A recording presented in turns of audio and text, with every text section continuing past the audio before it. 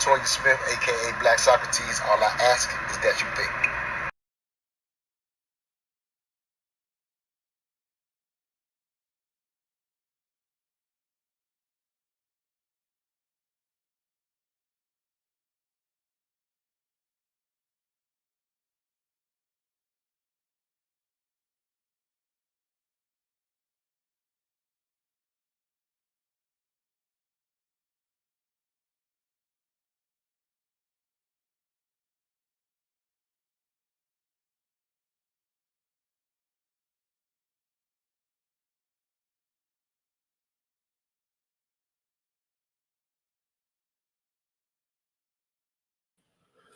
Hey, what's up, everybody? It's your boy Montoya Smith, aka Black Socrates, and welcome to the Just My 3 Cents podcast, live, interactive, rapid fire podcast where you can jump on as we discuss hard issues on race, sex, and culture.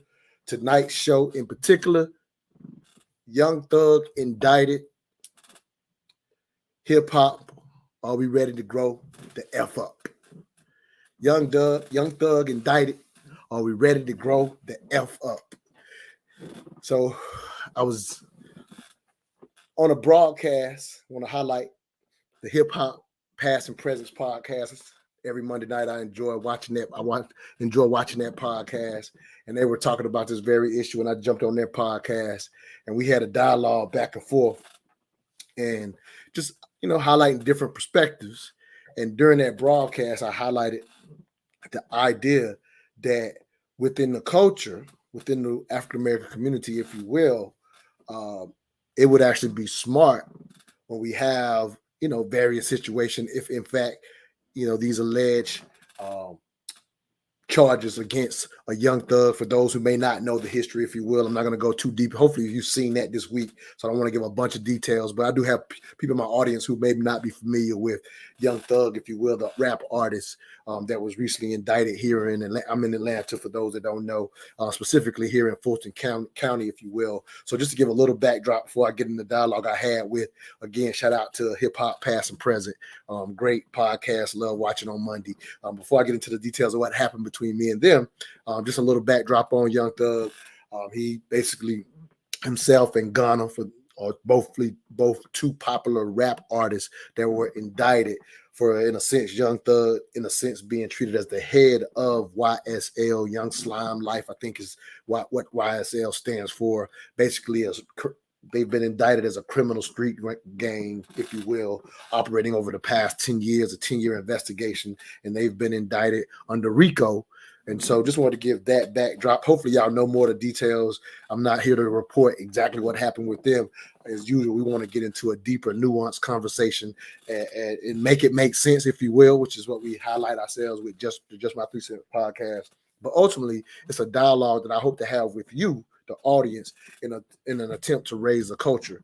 And so as they were talking about it on the Hip Hop Past and Present, we got into a dialogue, and I mentioned the idea that community policing, if you will, where you basically police from the community, if you will, come from the community, and you advocate for community policing, and there's a relationship with the neighborhood, you can avoid that 1% of the 1% who creates a lot of the havoc, such as murders. If you've seen any of the indictment or seen anything in the news, they recently just said basically YSL is possibly responsible for over 50 murders, if you will, over the past 10 years.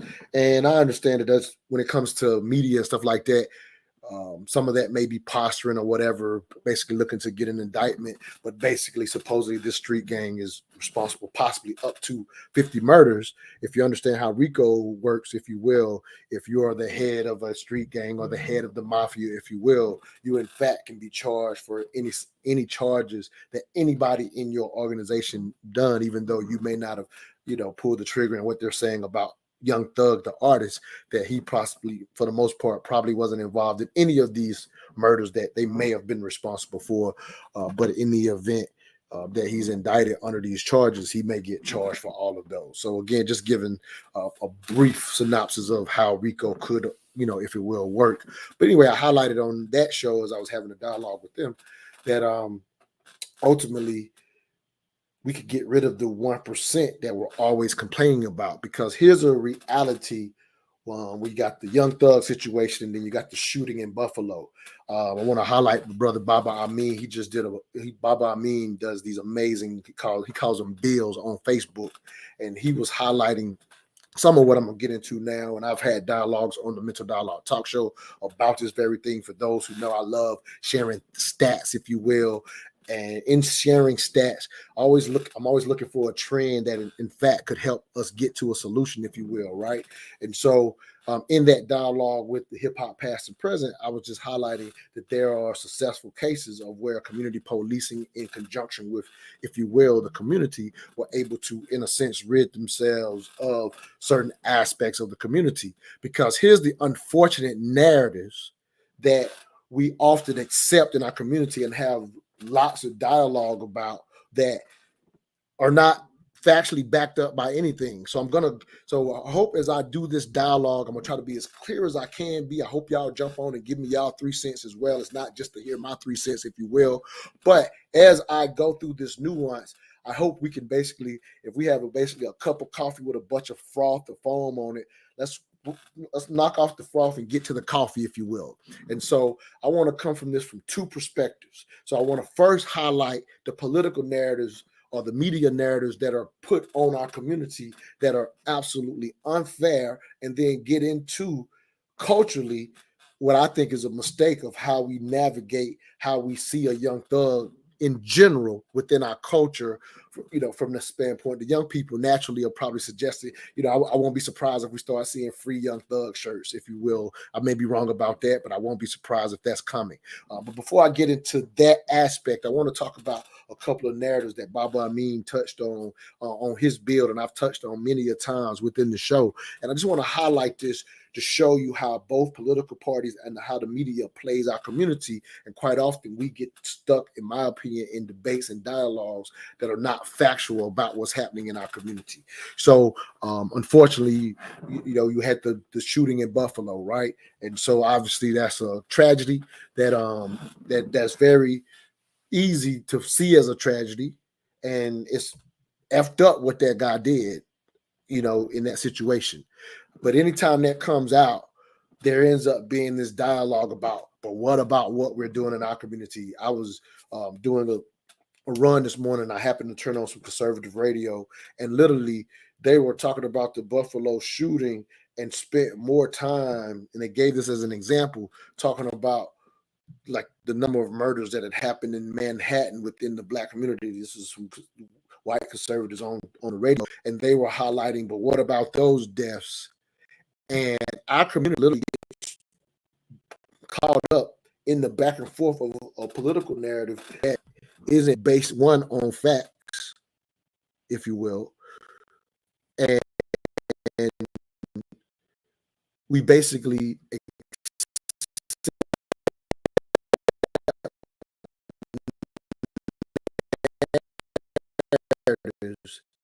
that we should not be.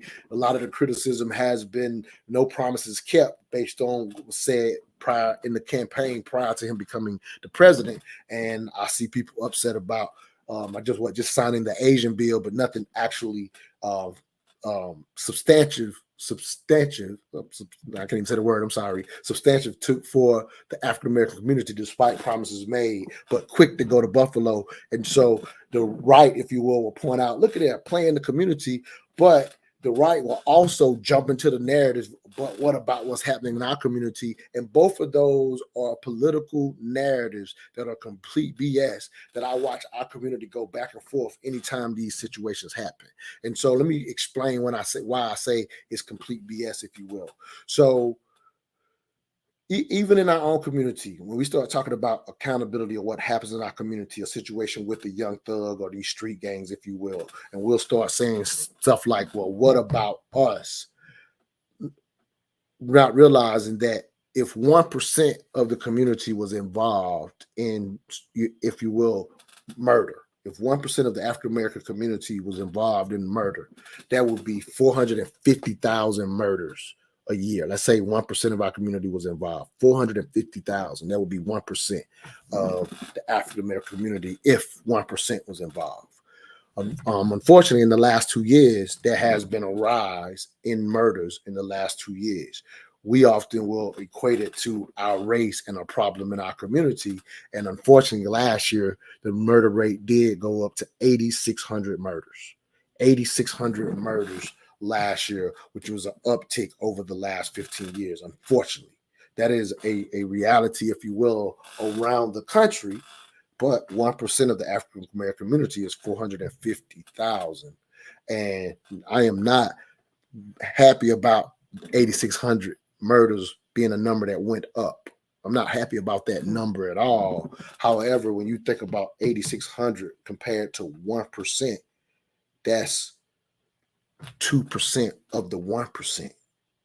So we start accepting narratives about our community as if our community's okay with murder, when the reality is hardly any of us know anyone that's walking around in our community that's murdered someone and not paying the price.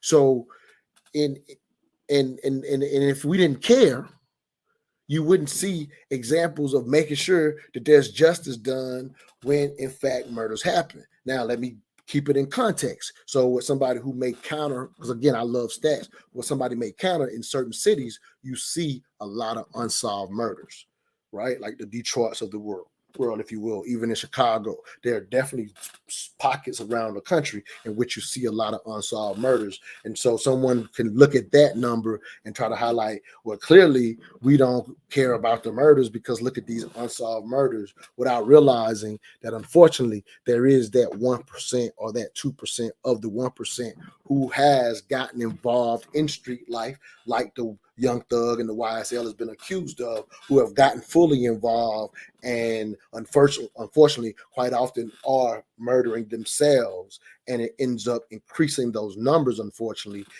And what happens is whatever little street codes that they're living by, they're not being cooperative.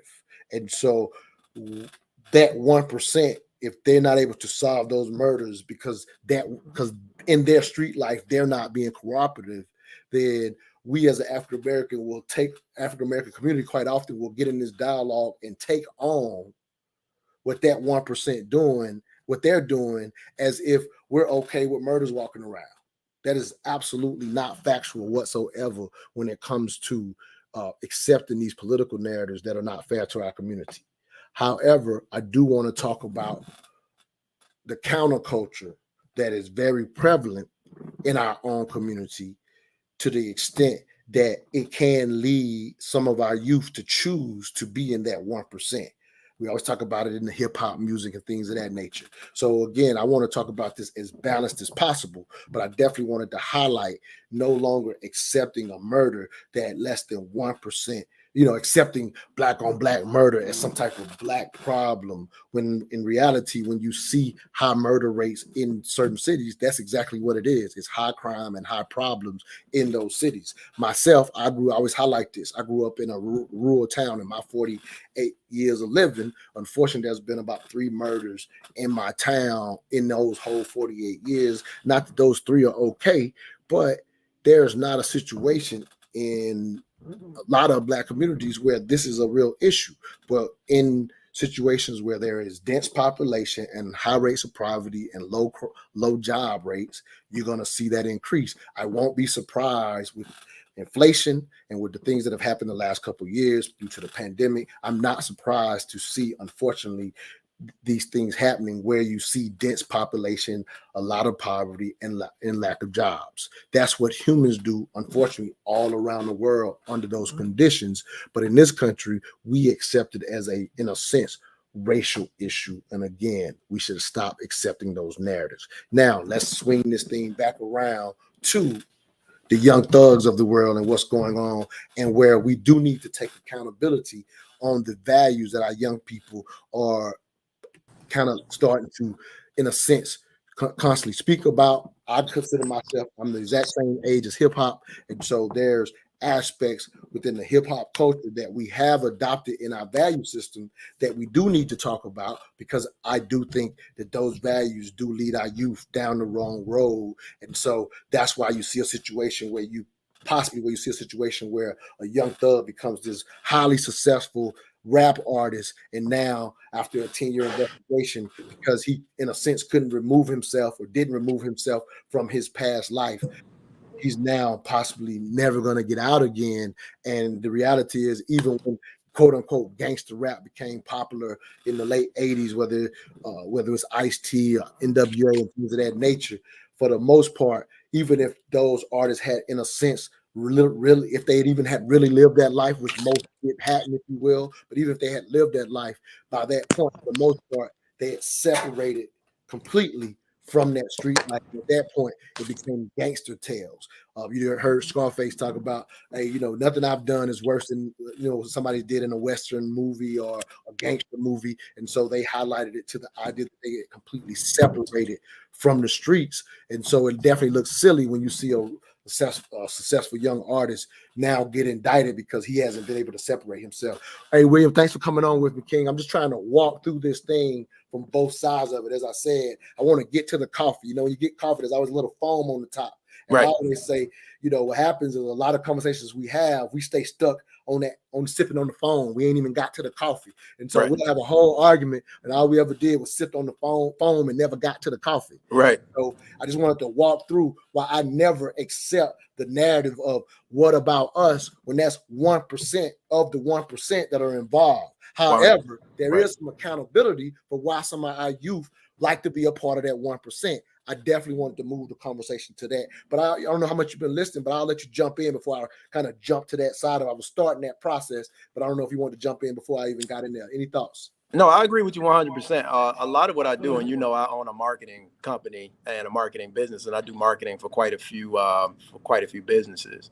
And one thing I've come to realize about music is a lot like it's art imitating or life imitating art, art imitating life kind of perspective. Where I think over the years, because I'm kind of young, we're close to the same age, and I grew up when hip hop was. It transitioned, right? At first, when it started off, it was Melly Mel, Get Fresh Crew, all of these guys, and they were really positive. And then there was a transition into NWA, and I remember when that happened. That was very impactful in my life because I was just in awe. I think the biggest thing for me in regards to hip hop was the fact that NWA could say some of the things they were saying and we could hear it. And it was the stuff that we felt at that time, but we really knew that it could be said out loud or in public. And we were just so amazed. I think what really captivated us at that time is that we were just so amazed that, 4 black men could actually say, fuck the police, in essence, right? And we all felt that way in some ways at some times, but we just were in awe about the realities of them being able to say it. And obviously they embraced the gang culture. And so it started to migrate into hip hop and music at that time is what I identify with. And then it just kind of picked up with that. And even after that, it wasn't all gang affiliation. A lot of it was just individual guys telling their stories, your DMX, your Jay-Z. Those guys had never been gang affiliated, in my opinion. But that gang culture today, especially with the young kids, it's almost like every rapper that's coming out is somehow connected to some type of gang culture. And what I feel is, though, from a marketing standpoint is what's happening is it's like you said, I agree with you 100%. Like, that's not reality in what we see day to day. I don't see gang culture in any environment that I move in. I don't live in the projects. And even when I was in the projects, because I did live and operate in the projects and move in the projects when I was younger, I never saw gang affiliation type things where it was like what it is today, where we can't walk on one side of town because of who we affiliate with.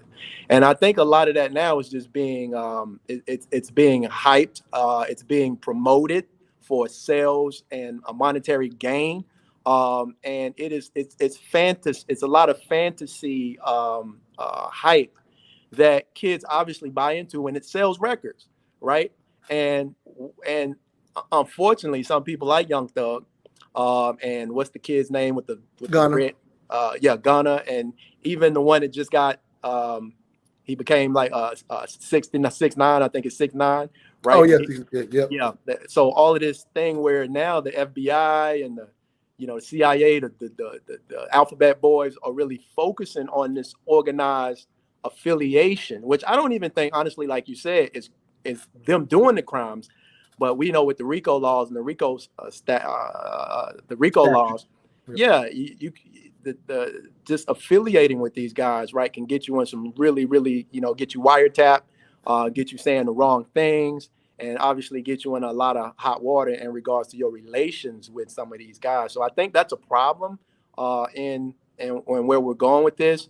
But it's just sad to see. It's sad to see that this gang culture is continuing to be, in my opinion, it's being paid for. Because what I don't understand, here's my thing, is like the $25 million deals, the $30 million deals to promote gang culture, right? Doesn't make a lot of sense to me. You know what I mean? And I feel like that's what's being, they're being, and I often post, I'm like, how you gonna tell a 20-year-old boy, right, not to continue to feed the beast if you're paying him $25 million to feed the beast, right? And I refer to it as a beast because the beast is the machine, and music, which I know you're connected to, right? Music is a machine. It's got heavy influence in culture, and and there's a lot of money spent for narratives that, like you said, aren't really true in our community in regards to what we see each and every day. 90, 98, 99%, and 100, almost 99.99% of the time. Right. And that's where, and this is where I want to really go with this. So what happens is, like, for example, just hyping up the music for a second. I remember when J. Cole went to Ferguson or whatever, after the Mike Brown situation. I just happened to see that he get interviewed on the spot, and I think one of the older guys, kind of put it at the foot of the music, saying, how do we get more kids rapping about other things? And I fully respect it. And J. Cole is my favorite artist from this new era. And he literally says, well, we got to give him something else to rap about.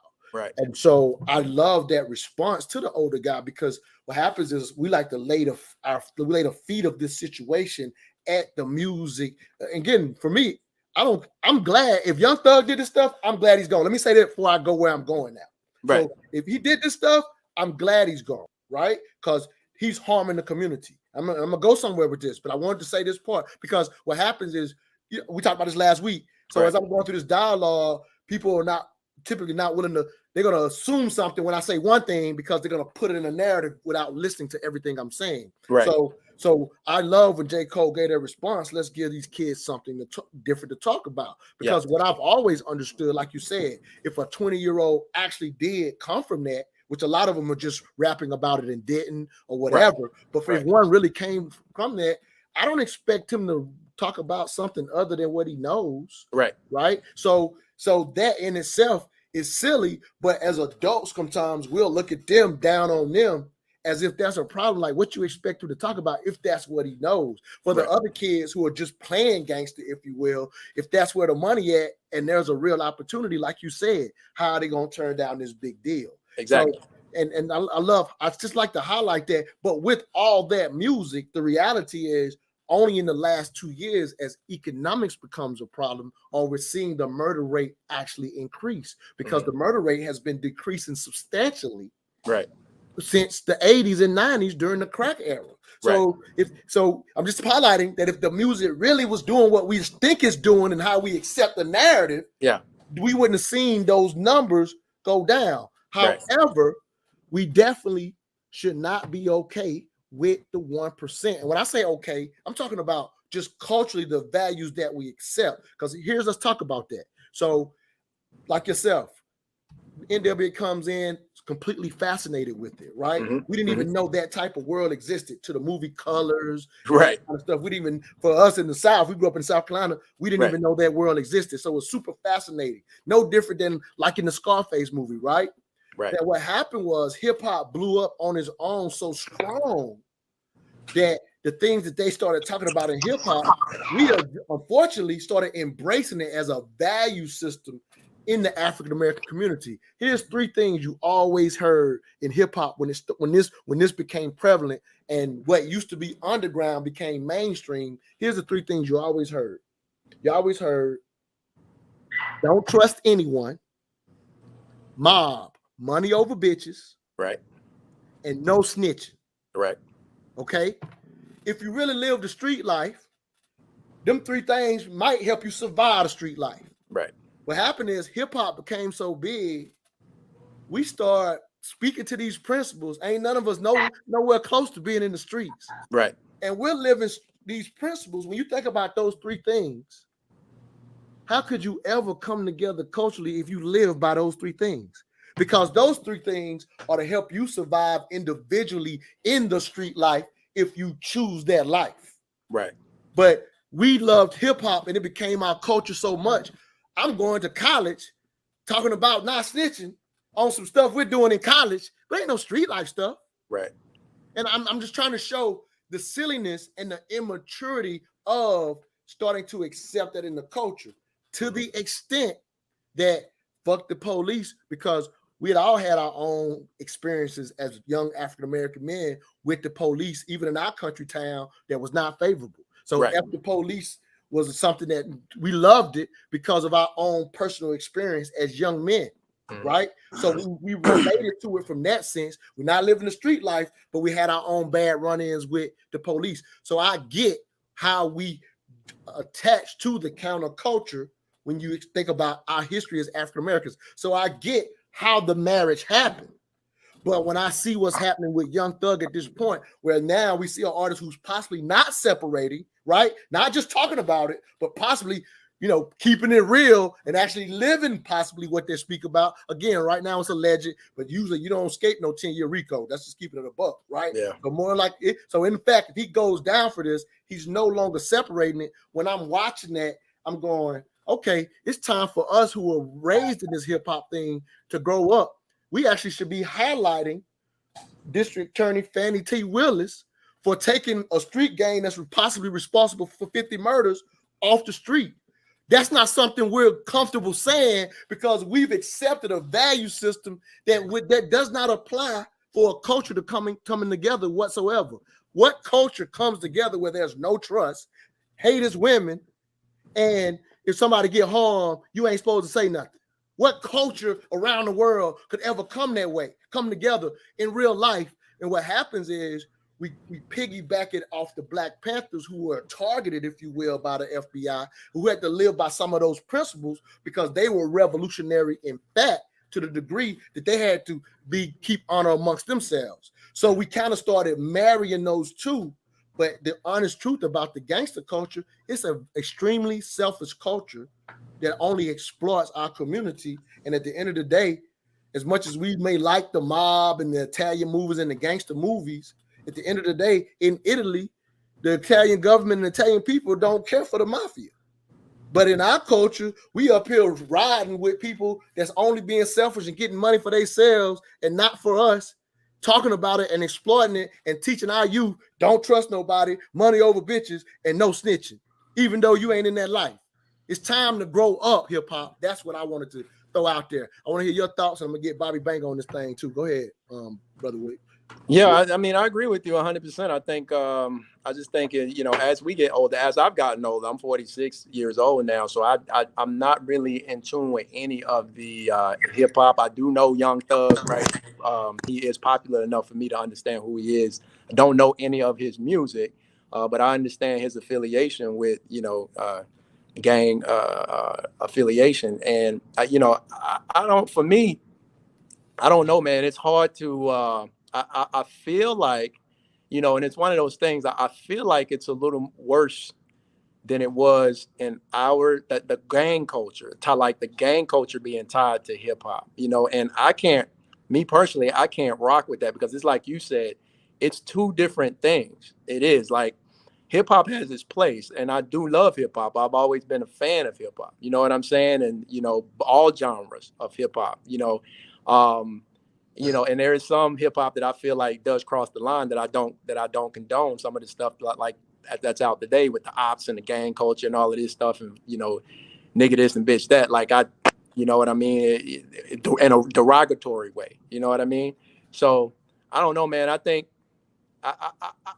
the biggest issue I have with it is I feel like it's the money part of it. It's the machine part of it for me. Because, you know, I'm a big economics guy, and I understand the economics of and the marketing of what it does and why it's being sold the way that it is. And, you know, we're always sold dysfunction. That's the problem that our community has, is that we buy into by way of creating the dysfunction. And for me, I don't know, you broke up a little bit. But for me, You guys still there? Yeah, I got a phone call. You're there. I can hear you now. I can't see you. Yeah, you still there? Up. You froze up. So I just want to say this. I'm gonna get Bobby Banger here if you can hear me. Go ahead, Bobby. You can. Yeah, I'm gonna say this real quick. And so for me, what happens is we embrace it to the point where we're not even happy about the fact that if in fact there's a gang culture that's unfortunately out here harming other blacks, that we're not happy about it because we raised in this culture to the degree that my own fascination with it makes it difficult for me to speak down on that unfortunate reality. But again, we're talking about the 1% of the 1%. Bobby Banger, your thoughts about some of where I'm going with this, King? It's just walking about, in my opinion, it's walking through the hip-hop culture, which I'm very much a part of and love. I admit that. It's time for us to grow up, and at least the adults should be talking down on it and not letting the kids see us be like, man, I hope he all right. I get the kids, if they want to start wearing free Young Thug shirts, that don't bother me at all, because I get being young and immature and thinking that's okay. But I'm not happy with people our age not speaking to the reality of these are people out here harming our community, and we can't be okay with that. Your thoughts, King?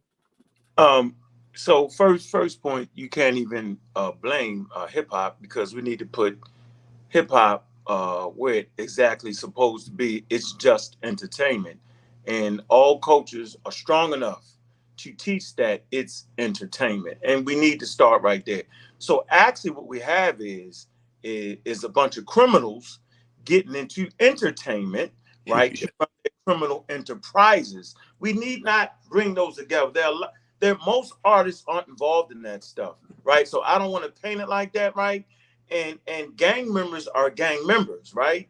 And we got to teach our babies what the difference is.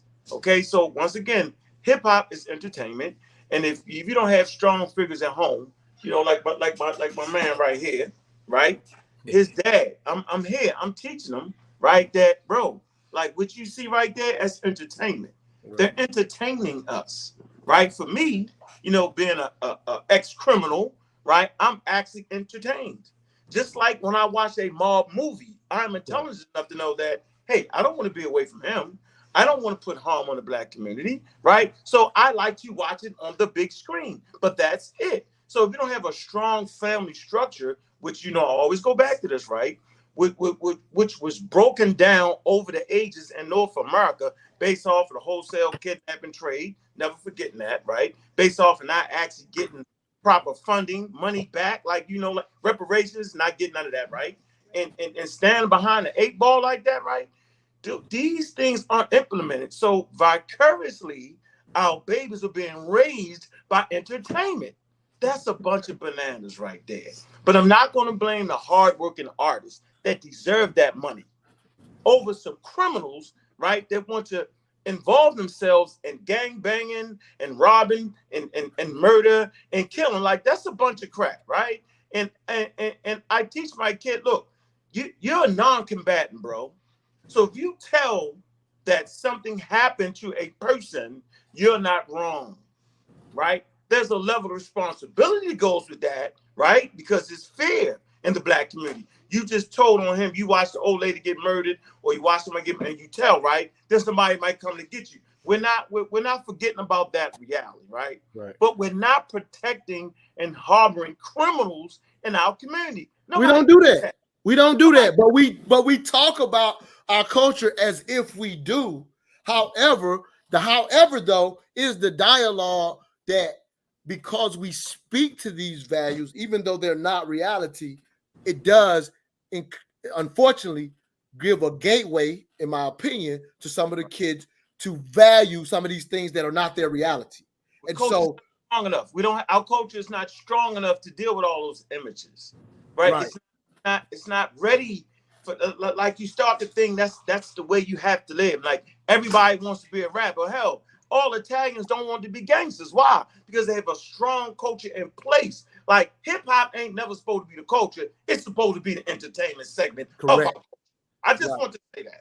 No, exactly, Right. exactly, and that's what I mean by growing up. Growing up, because I was mentioning this at the beginning of this. I was on again. Shout out to Hip Hop Past and Present. Love this podcast, everybody. But I was on there talking about this very thing, and I was saying that when it comes to those that gangster element, what happens is our culture doesn't like there's this concept that as African Americans, you know, we'll say this dumb. I call it dumb shit. What about us? When it's really just this 1% of the 1%. However, we're still, as the hip hop generation, we're not quick to highlight we want something done to them.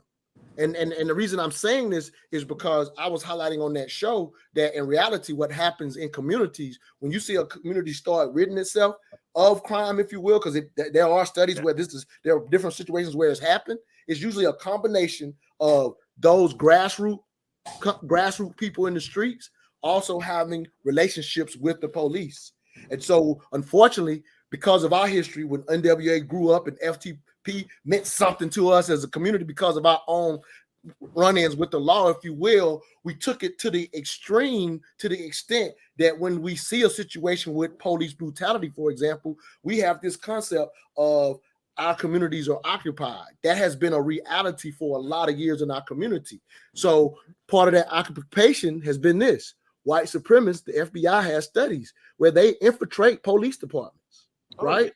They infiltrate police departments. So that makes people say, well, why would you ever want to have a relationship with the police? I said, no, let's have community policing where we're sending our youth and having those in our community police our community by getting into the force. There's examples of community policing that works very well. And so white supremacy, if you will, gave us the play. Let's infiltrate the police departments where we're aggregated and make sure we're policing ourselves. We always talk about these situations where we have this issue with the police, but wouldn't we much rather it be a brother or a sister with integrity that's stopping you, whether you're doing something right or wrong? Wouldn't you much rather it be someone who understands the culture, understands, and not just assume because you know you look a certain way? Because here's the reality. The reality is when they over police and there's profiling, that's going to happen from ages 15 to 35 a lot. I'm pretty sure y'all each have your stories where you were profiled unnecessarily,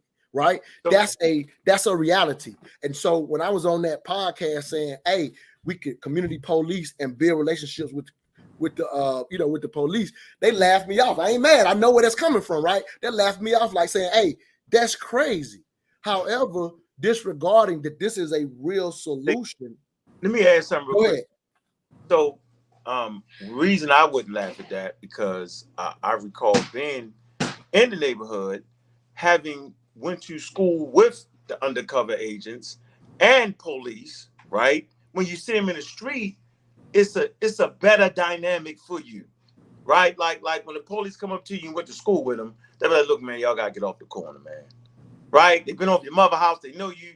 It's just like in business. It's always a better business relationship when you meet the human and when you know the human, right? So a relationship between the police has to be in a relationship. It can't be whenever something go wrong, right? You deal with the police and it's very negative. That doesn't make sense. So we have to push people in the community becoming part of the police department. Anything that affects you, whether it's politics, hospitals, science, police, our communities need to be thoroughly entrenched in that. No valuable community leaves all those things off the table. Absolutely. Involved in policing, like self-policing your community first. I was raised in the Jewish community in Baltimore, Maryland, Upper Park Heights, right? And the first thing you noticed was the JCC, the Jewish Community Center. They was in those cars. Each neighbor, right, took time out of their day to ride around for 2 hours in the community. Shine a little light on you, what you doing, police scanners, how you do it. They police the neighborhood. So by the time the police got there, right, the situation was already understood. If we don't take, right, responsibility for one, the criminals in our community, because let me give it to you straight. and I don't want to get you far off the subject matter, right? Everybody know who sell dope in the community. Everybody know, right? So if everybody know, then everybody can fix that, right? We can fix the problems. Those problems that simply mean, wait a minute, man, I'm gonna give you a better opportunity to do something different than sell that dope. I'm gonna give you something better than gang bang. I'm not saying tell people what they shouldn't do. I'm saying just give them the numbers behind what they're doing, and then it'll start to look stupid. Well, what happens is the reality is when you've seen success, it's been a combination of both, and that's what I was offering. Again, when I was having that dialogue with them, saying because when they like, for example, I mentioned this happened in Columbia, South Carolina, some years ago. I mentioned. Unfortunately, some of the gang members from out west had come and kind of set up shop in South Carolina some years ago. It's probably been about a decade ago now or whatever, and kind of started pushing that culture, which is kind of foreign for us, where we're from or whatever. And so the kids kind of, live it out. But they started having, murders go up real heavy in Columbia. Again, it's about over a decade ago or whatever. And so what they ended up doing is once they realized, hey, these people have come in, they were able to basically figure out who had come in, and they eventually basically took down like the 10 most violent people with the history, and they changed the whole city or whatever. But that became a combination with the police and the community to be able to even identify those most violent, right? And so the police, in a sense, couldn't have done that in that community if we just treated it like, it's for y'all to figure out. Because that's kind of the relationship that we currently have and push, because it's snitching. You don't even live a world in which snitching, like now what like Bobby Banger said. Now, if you live in a neighborhood in which you snitch and push your life in danger, I absolutely understand. But that's not what's happening around the country in most of our neighborhoods. But we've accepted a value in neighborhoods like mine, where there's been 3 murders in my last 48 years of living. Right. And all those people are in prison for it. Them 3, you know what I'm saying? Like, ain't nobody got away with it, right? Yeah. We sit up here talking about not being snitched, but people snitching immediately. The biggest example I could give of this, is like, for example, Tupac Shakur's murder, right? Like, if you've ever watched Vlad TV and all the people he's interviewed, but the main police officer said the night of the murder, he got murdered in LA, in Vegas. And they was the community was calling the LAPD, telling them it was Orlando Anderson the night of the murder, because the streets talk. The streets talk. So not only is it that street talk, but that's showing you that our community give a damn. Like, we got this idea, what about us? Like I said, I like just missing that BS, because the community was telling immediately. Now, what happens for those who are in that 1%, the Suge Knights of the world and the gangsters they were moving among? So they know who to go target. But when they go grab those guys up, they ain't telling on themselves, and nor is Suge telling who was in the car. So it don't matter that you get hearsay from the community telling you exactly who it is, but the community is not okay with these murderers walking around. They told them day one.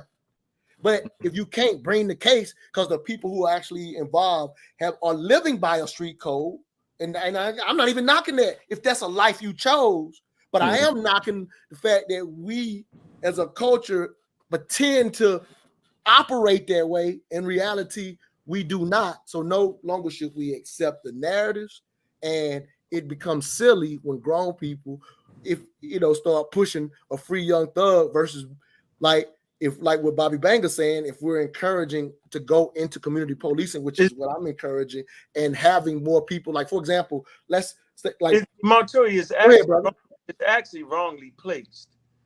You know what I'm saying? The stop snitching, the stop telling is wrongly placed. That's for a code of amongst criminals. Right. Simple as that. Like, let's not get this twisted.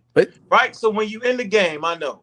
And if you accept I'm in the game, and from this game you can be imprisoned, right? You can get rich. You know what I'm saying? You lose your life for certain. These 3 things are for certain. To get rich ain't even the real. That's for a select few. And it ain't even rich because the feds got you. You can't even spend it, right? Trust me. I'm saying that when the regular people start talking about stop snitching, what are you talking? You're not in even Costa Nostra. There's a difference. If you sign up for Costa Nostra and they bring you in, there's a set guidelines and rules. The regular people that make up Little Italy and Baltimore, all that, they not a part of that. That has nothing to do like man. And so that's my challenge to the community. Like what you're saying is the challenge to the community. We allowed those values in hip hop. We started talking about these values, even though we don't really live it out, but we've accepted these values, and it's time for us to grow up and start and be honest that that doesn't help us. And now encourage our community to police itself, especially where we can. In Atlanta, we can.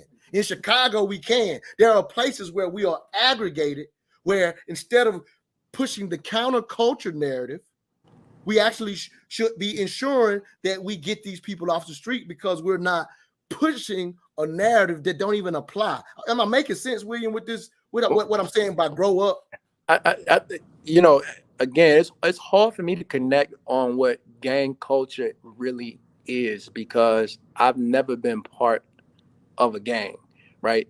I've had family, right? And I've had friends, but I've never been part of what I see today in gang affiliation and the type of terminology you guys are using in regards to, you know, the things that obviously we didn't want to tell on our friends and we didn't want to tell on our family, but we didn't look at that as a code of not snitching. That was just, you just don't tell on your people. So, you know what I'm saying? Like, that's where we're from. And so what I'm beginning to see, and the thing that scares me, the thing that scares me is the recruitment is not about the talent of hip hop anymore. It's not about the talent. It's not about the skill level of the art of MCing. It's about, let's go recruit the people who have the biggest gang culture already established. And so it's not about being the best artist anymore. When I listen to these guys rap, honestly, I'm so disconnected from what they're saying or what they're talking about. It does not sound good to me. So Young Thug doesn't really sound good to me. NBA Youngboy doesn't really sound good to me. Like it's not my type of hype. And what I realize is they're being put on not because of the talent that they have, because when you compare your Young Thug to Outkast, right? Which I'm I would challenge you on that. I think Young Thug is extremely talented. Yeah, I challenge you on that too. Yeah, I would challenge you on that. But I'm cutting you off, William. I'm cutting you off because I'm cutting you off for this reason. This ain't even though I called it hip hop, I'm really talking about our African American culture for what we embrace. But I understand. But this is the problem. The problem is the money is not targeting the skill of hip hop. The money is targeting the skill of creating a gang culture and marketing. That's what it is. I'm in marketing. I understand. What's happening is the money. They're not having success though. No, they're not doing that. They're not having success though. What do you mean? So, this is what I mean. The ones that are getting put on, are the ones who can generate the biggest fans of gang culture, bro. Those are the ones getting put on. You think 6ix9ine? To answer me this question, you really think 6ix9ine could rap? No, I don't think 6ix9ine could rap. But you're not understanding what I'm talking about, Willie. What I'm saying is, if what you just said were true, we would see this permeated hip hop gang culture that's being pushed, because you're right about that. The money's being put behind it. If that were actually true, we would see it actually play out in the numbers.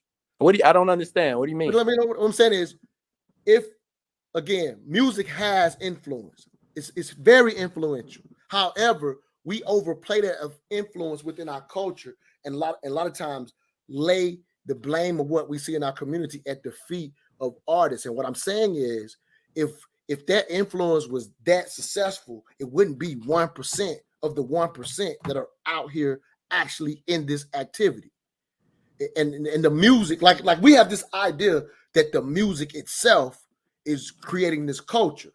However, what I'm more concerned about is the things that we accept in the culture that doesn't benefit us in our personal relationships within our culture. So because I spent personally, because I spent a number of years following this BS, don't trust a bitch, I'm talking about all these dumb things that we talk about, it ends up basically taking our culture longer to actually embrace things that build culture. So forget what I'm talking about is what's happening within our community due to aspects of what we hear in this music. What has it really done? We actually think it leads to a bunch of young thugs going to prison over, being in the gang. He's actually rare in the sense that he's really in the streets. Most of these artists, it was just entertainment, just like talked about. However, there are things that have come from that culture that has not benefited us in our community in building relationships with one another. We have to get over a lot of the BS of being, for example, the first culture that we were basically saying, well, it ain't no fun if the homies can't have none. We still were playing that out in a major way because I don't think so. I don't think you mean like culturally in our culture is like we were sharing women like no, we talked about in the record. No, I'm not saying it made I'm not saying that it made a bunch of us share women. But what's up? I'm not following you. It made us not. We embrace parts of our culture to the point where we stop valuing women.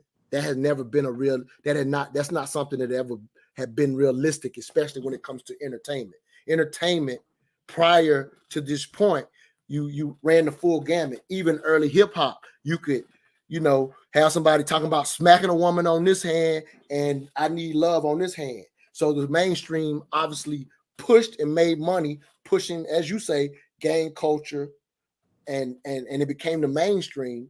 However, we, in my opinion, waste time assuming that it's actually effective in pushing people in the gang culture, whereas more effective is it has ruined how we see one another, and we're late to figure out how to come together because of some of the values that we've accepted. I'm not talking about like it was we literally saying don't trust no one. How could a culture ever be a culture if we're running around talking about don't trust no one and we're applying it in our daily life? We ain't in the streets, but we getting this street value in our regular culture. Bobby Bang, am I making sense? Because again, you were part of the culture if you wasn't a snitch. You was a part of the culture if you spent time not trusting a woman. Like that, you was part of the culture if you did these things, but they have no value set towards what you need in the culture for real. But we're valuing it to the point where grown people are not bigging up Fannie T. Willis, this district attorney who's gotten people off the street that are harming our community. We as adults ain't even willing to big that up. And I think that comes from what's happened in the last 30, 40 years of what we've embraced as culture. We've embraced some BS. It's hip hop culture that makes you, like it ain't cool to be smart. I'm not saying that's the only culture that does it, but I'm just saying all of these things come from embracing street life, even though we ain't been in the streets. I mean, me personally, I've never, like I said, I can't identify because in reality, none of that I experienced the way that it's presented in the movies or in hip hop or in rap culture. The reality is, like, even with women, the reality is I know more men who appreciate women than don't appreciate women in reality, right? I've never seen a man smack a woman, like we talk about in hip hop.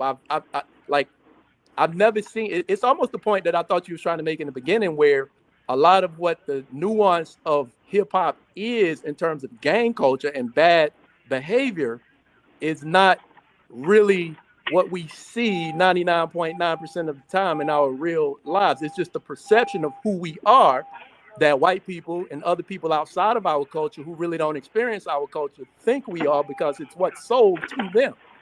But in reality, I've never experienced a lot of what I hear in gang culture. Gang, when I say gang, I'm talking gang culture. You know what I'm saying? Right. I'm talking that right. I agree with you on that. I personally think the nuance is, even though that hasn't been the reality, there are still aspects of that have still hurt us based on like I say, being the first culture that's raised. Again, I'm not talking about running through a bunch, like that ain't what I did per se or whatever. Yes, I'm not. So I don't know if I'm being clear on this nuance. So I am agreeing with you that the gang culture is far from the reality for 99.9%. That part I'm agreeing on. However, there are things that we have embraced in the culture that has not served us. Like, again, think about this: a whole culture with mainstream music, like you think about R&B music, it ain't love music.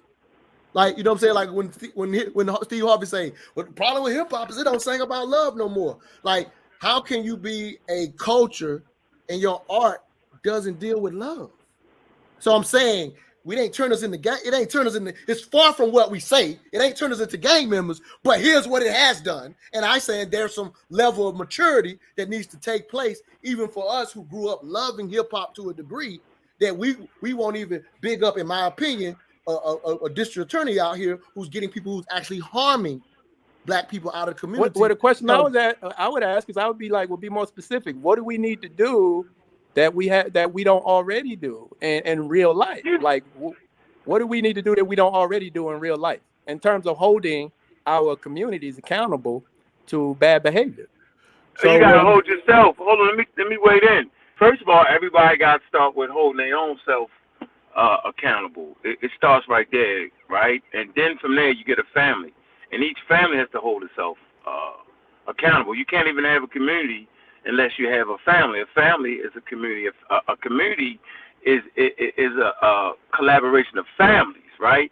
So the family structure has been severed, and you talk about this all the time, Arturo, about not having dads in the homes, all these things. So when you look at hip hop, man, that's a symptom. Nothing about it. It's definitely a symptom. Nothing about it is encouraging those things. It's a symptom of a deeper underlying problem. The hip hop, the music is good, right? When you start saying they can't rap, I know you just got old to the music. But the reality is these kids are really talented, right? In all genres of hip hop. And you have certain rappers that sing love songs. Yeah, I'm just saying it's depending on what type of hip hop you want to listen to. Yeah, right? Sure. And there are different types of hip hop. Now you're saying, but what about the one they promote? Well, people choose what they want to listen to, and the ones that make the most money, they're gonna put the most money behind. So thus again, it's our fault. We spending money on that. I'm doing a bad job because this conversation, I didn't want it to be about hip hop, and I'm doing a bad job of what I'm trying to present. I'll give you. You can't put the title hip hop though, because everybody gonna tune it. Again, I'm saying I accept what, because I'm not, because this conversation is like, I'm gonna give you one more example, and maybe this will help understand. So right now, I don't know if y'all are familiar with Big U, big popular former Crip out of LA or whatever. There's a lot going on right now, if you will, with him in the news right now. So this brother, unfortunately, was a big time Crip, did a lot of years or whatever. I don't know if you ever heard of him or not or whatever. But what's happening right now is he's been making a big difference in the community over the last decade after he came out. Started this big program where he helps former gang members get jobs, because that would obviously be an issue. They would come out of jail, he would get them jobs, and he's very influential in the community. Like I said, he was a gang banger, like a true banger, not the, you know what I mean? Like, that's his history, right? Yeah. Or whatever. So for whatever that means, he was gang. Yeah, he was that. He was really that, right? Yeah. But in his efforts, now it just recently found out that his program, he works closely with the cops. So in the culture, they're on the internet dogging this man out because they found out over the years that his program includes working with the cops because of this concept. Now, he comes from that life, but I'm talking about our culture is dogging this man out despite, here it is. Let me share this with you real quick. Is it? I'm witnessing this firsthand. Like, they're literally going in, like, I'm watching people. Now, here it is. He done made a difference in the community. Let me show you to what degree. Okay. In the culture. Yeah. Again, I know you're a businessman, so maybe you're not seeing it. But in the media, I'm telling you, the culture is dogging this man out because he has a relationship despite his results. That's what I'm taking issue with. Yeah. I'm taking issue with that grown people are not seeing the reality of what's working. And when I go on a hip hop show saying, hey, we need activists and relationships with community policing, getting our kids and the youth. And we got people in the culture saying, oh, hell no, we don't be the police. So you want us to be occupied. So I'm trying, like, I don't know if I see you get this contradiction, right? It's like, yeah, I understand what you're saying. I just don't, I just wonder, like, who are the people that are giving him a heart? Is that the mature? Is that the 99%, or is that the, like, what percentage of people see that as? Because I think there's a perception. I think there's a perception within that perception. That's what I would say. I think there's a perception that we also have people who buy into that right, more so than it really is. I think if you really break it down, and this is my opinion, I think there's more people who would champion what that man has done. Black people, right? From a percentage standpoint, what is that? But I'm talking about that. So here's where I am talking about hip hop culture. Yeah. So I'm talking to the hip hop culture. Well, that's the young people. The young people are always gonna be like that. Okay. But they don't count. They hold on. They ain't young people no more. That's what I'm telling you. What you said. Well, I was on people my age. I was on the hip hop show with people my age. 40 years old. Yes. And so those are the young people. That's the culture. That's the culture you're referring to, the hip hop culture. Absolutely. And the people that's raised with it, us. And they were like, yo, that's foul that he had the police. We didn't bring up Big U, but I'm just saying I'm not shocked. Yeah. So you think those people your age will have a problem with what Big U did? Yeah, it's happening right now. The man's getting dogged out for it right now as we speak. I'm talking about people your age though are dogging him out. Yes, it's happening right now. I'm not talking about the majority of the black community. Don't confuse my conversation. No. I'm trying to figure it out. But let's also recognize, like Bobby Banger said, hip hop unfortunately should have just been entertainment. But part of this dialogue today was it seeped into our actual values. We should have been able, like he said with his son, he's able to help his son distinguish between entertainment and the values he's giving him. So, right? Go ahead. So you just addressing that it has. You're not addressing the reasons why. And you're saying hip hop isn't the reason why it seeped in. Because like Bobby Banger is saying, it starts with family structure and the breakdown. There's so many. I'm not saying it's the reason why. There's so many. There's so many layers. I'm not saying it's the reason why. Right. So that's why. So I just, like I said, I might not be as clear as I'm trying to be. But no, this is not about. Because here it is. Because what people are going to assume is you're saying. What people are going to assume is you're saying that hip hop is causing that. Yeah, but here it is. In the beginning, I tried my best to say. J. Cole said, give them something different to talk about. I don't want to lay the blame at the feet of the artist. Right. I'm not wasting time with that. Right. However, there are things that we've embraced that have become part of our value system in this country, as African Americans in general, right, that come out of that culture that serve us no purpose.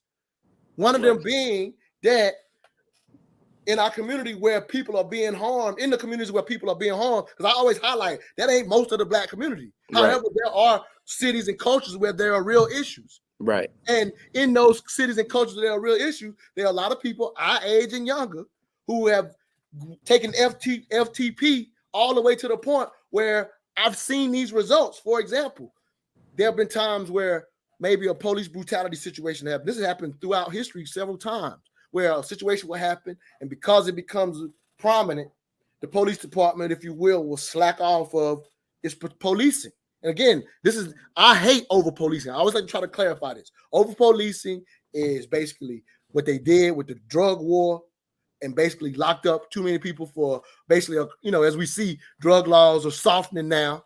And, right. and no surprise that they are based on who's being hit, right? But right. I'm just highlighting that the drug war definitely was locking up too many people. So when I say this, people actually think that I'm okay with current policing. I'm not.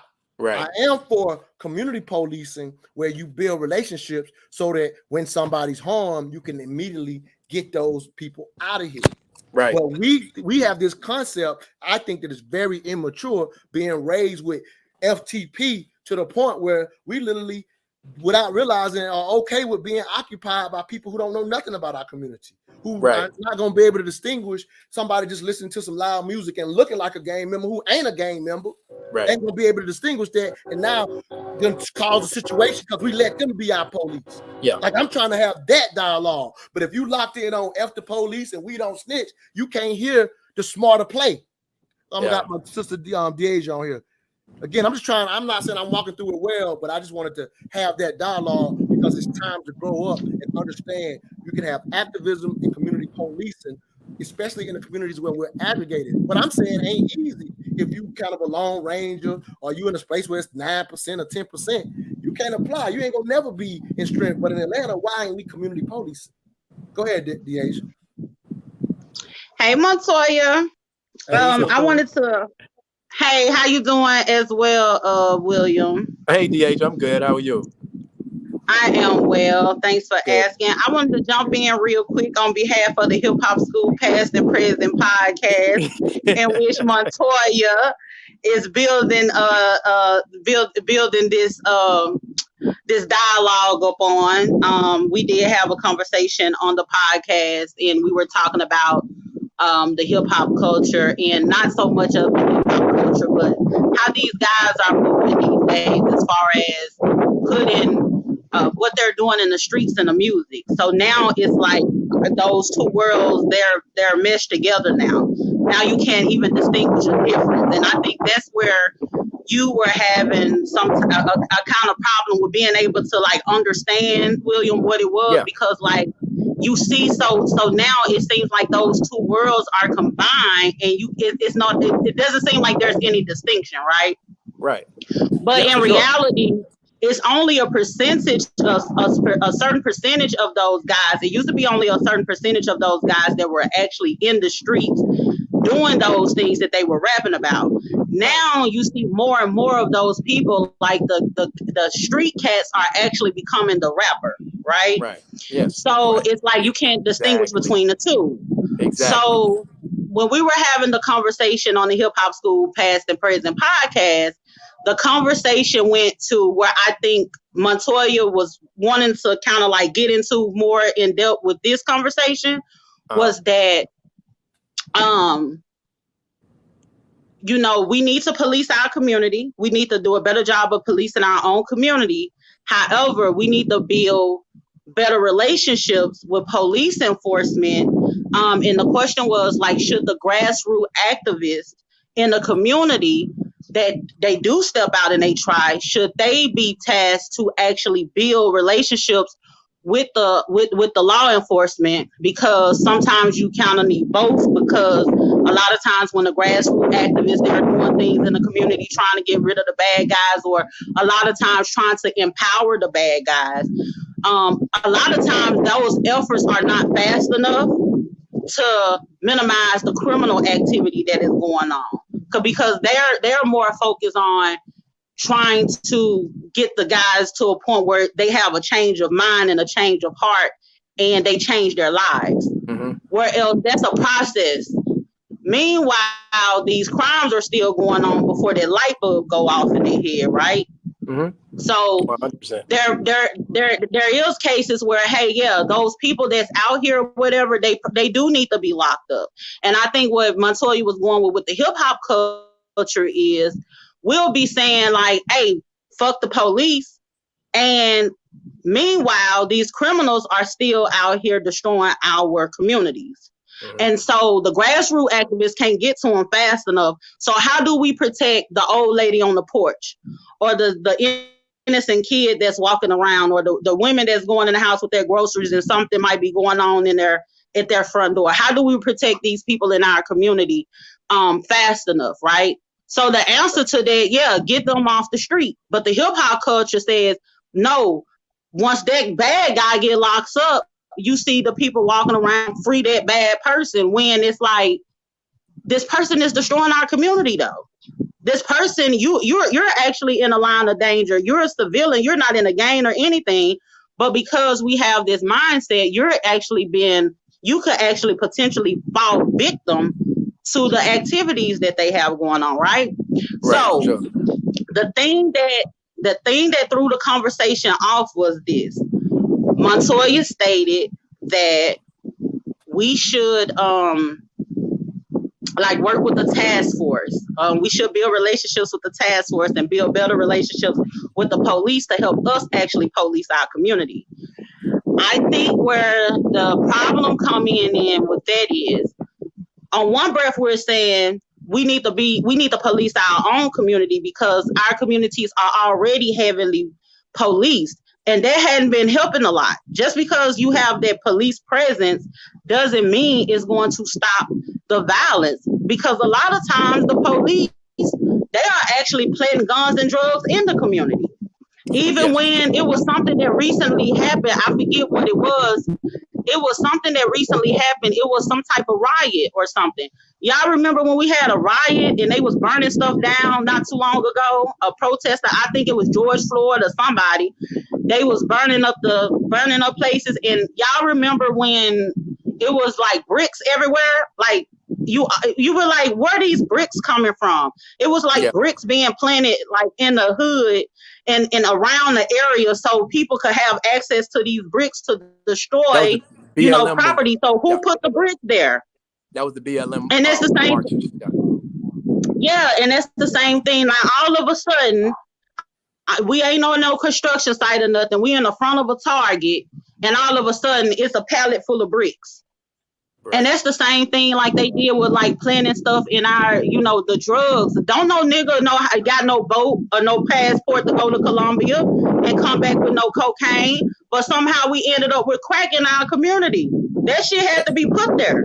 And see, what I'm saying? This is why I am so on what I'm on, like economically, right? Because I used to work at crisis stabilization program in Anderson County, right? I used to work with kids, so I used to see kids come in, and I used to see that orientation into the gang culture.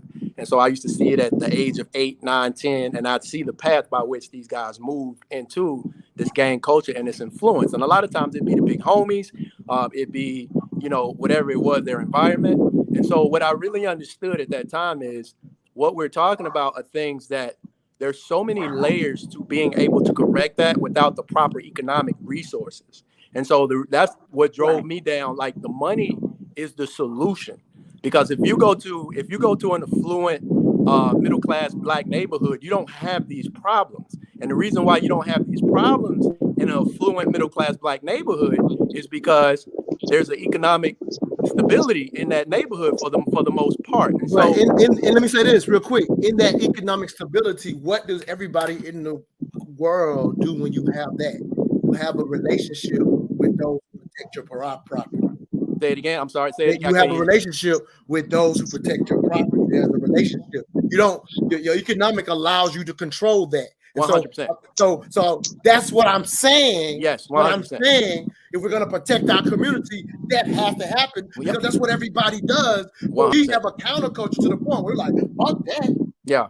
What? Like it goes back to the post I always say. I've said this to Montoya twice. Like, how are you going to tell a guy who's being offered, and this is the hip hop analogy, but if I offer Young Thug, if Young Thug's a gang member before he's a rapper, like we're saying, that's kind of what's happening. They're kind of getting orientated into the gang culture before they even become rappers. And so all they're doing is bringing that culture into the rap, right? It wasn't like that when we were growing up. But the point I was making, what was the point I was making? If I lost my train of thought. My bad. I lost my train. I remember that part when you was talking about it. You was talking about, how do you expect for him to?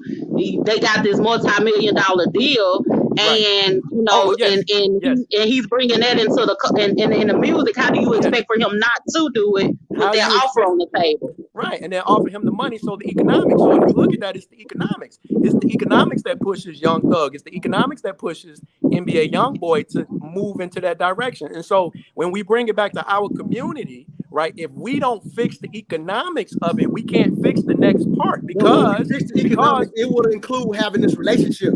I'm not moving from that. Because everybody that controls their economics controls their politics and their policing. And that's fine, but that's the grow up part. Almost like J. Cole said. We want to think we can do that. We'll say police ourselves and doesn't realize it includes sending people into the police department. We actually think that. Look.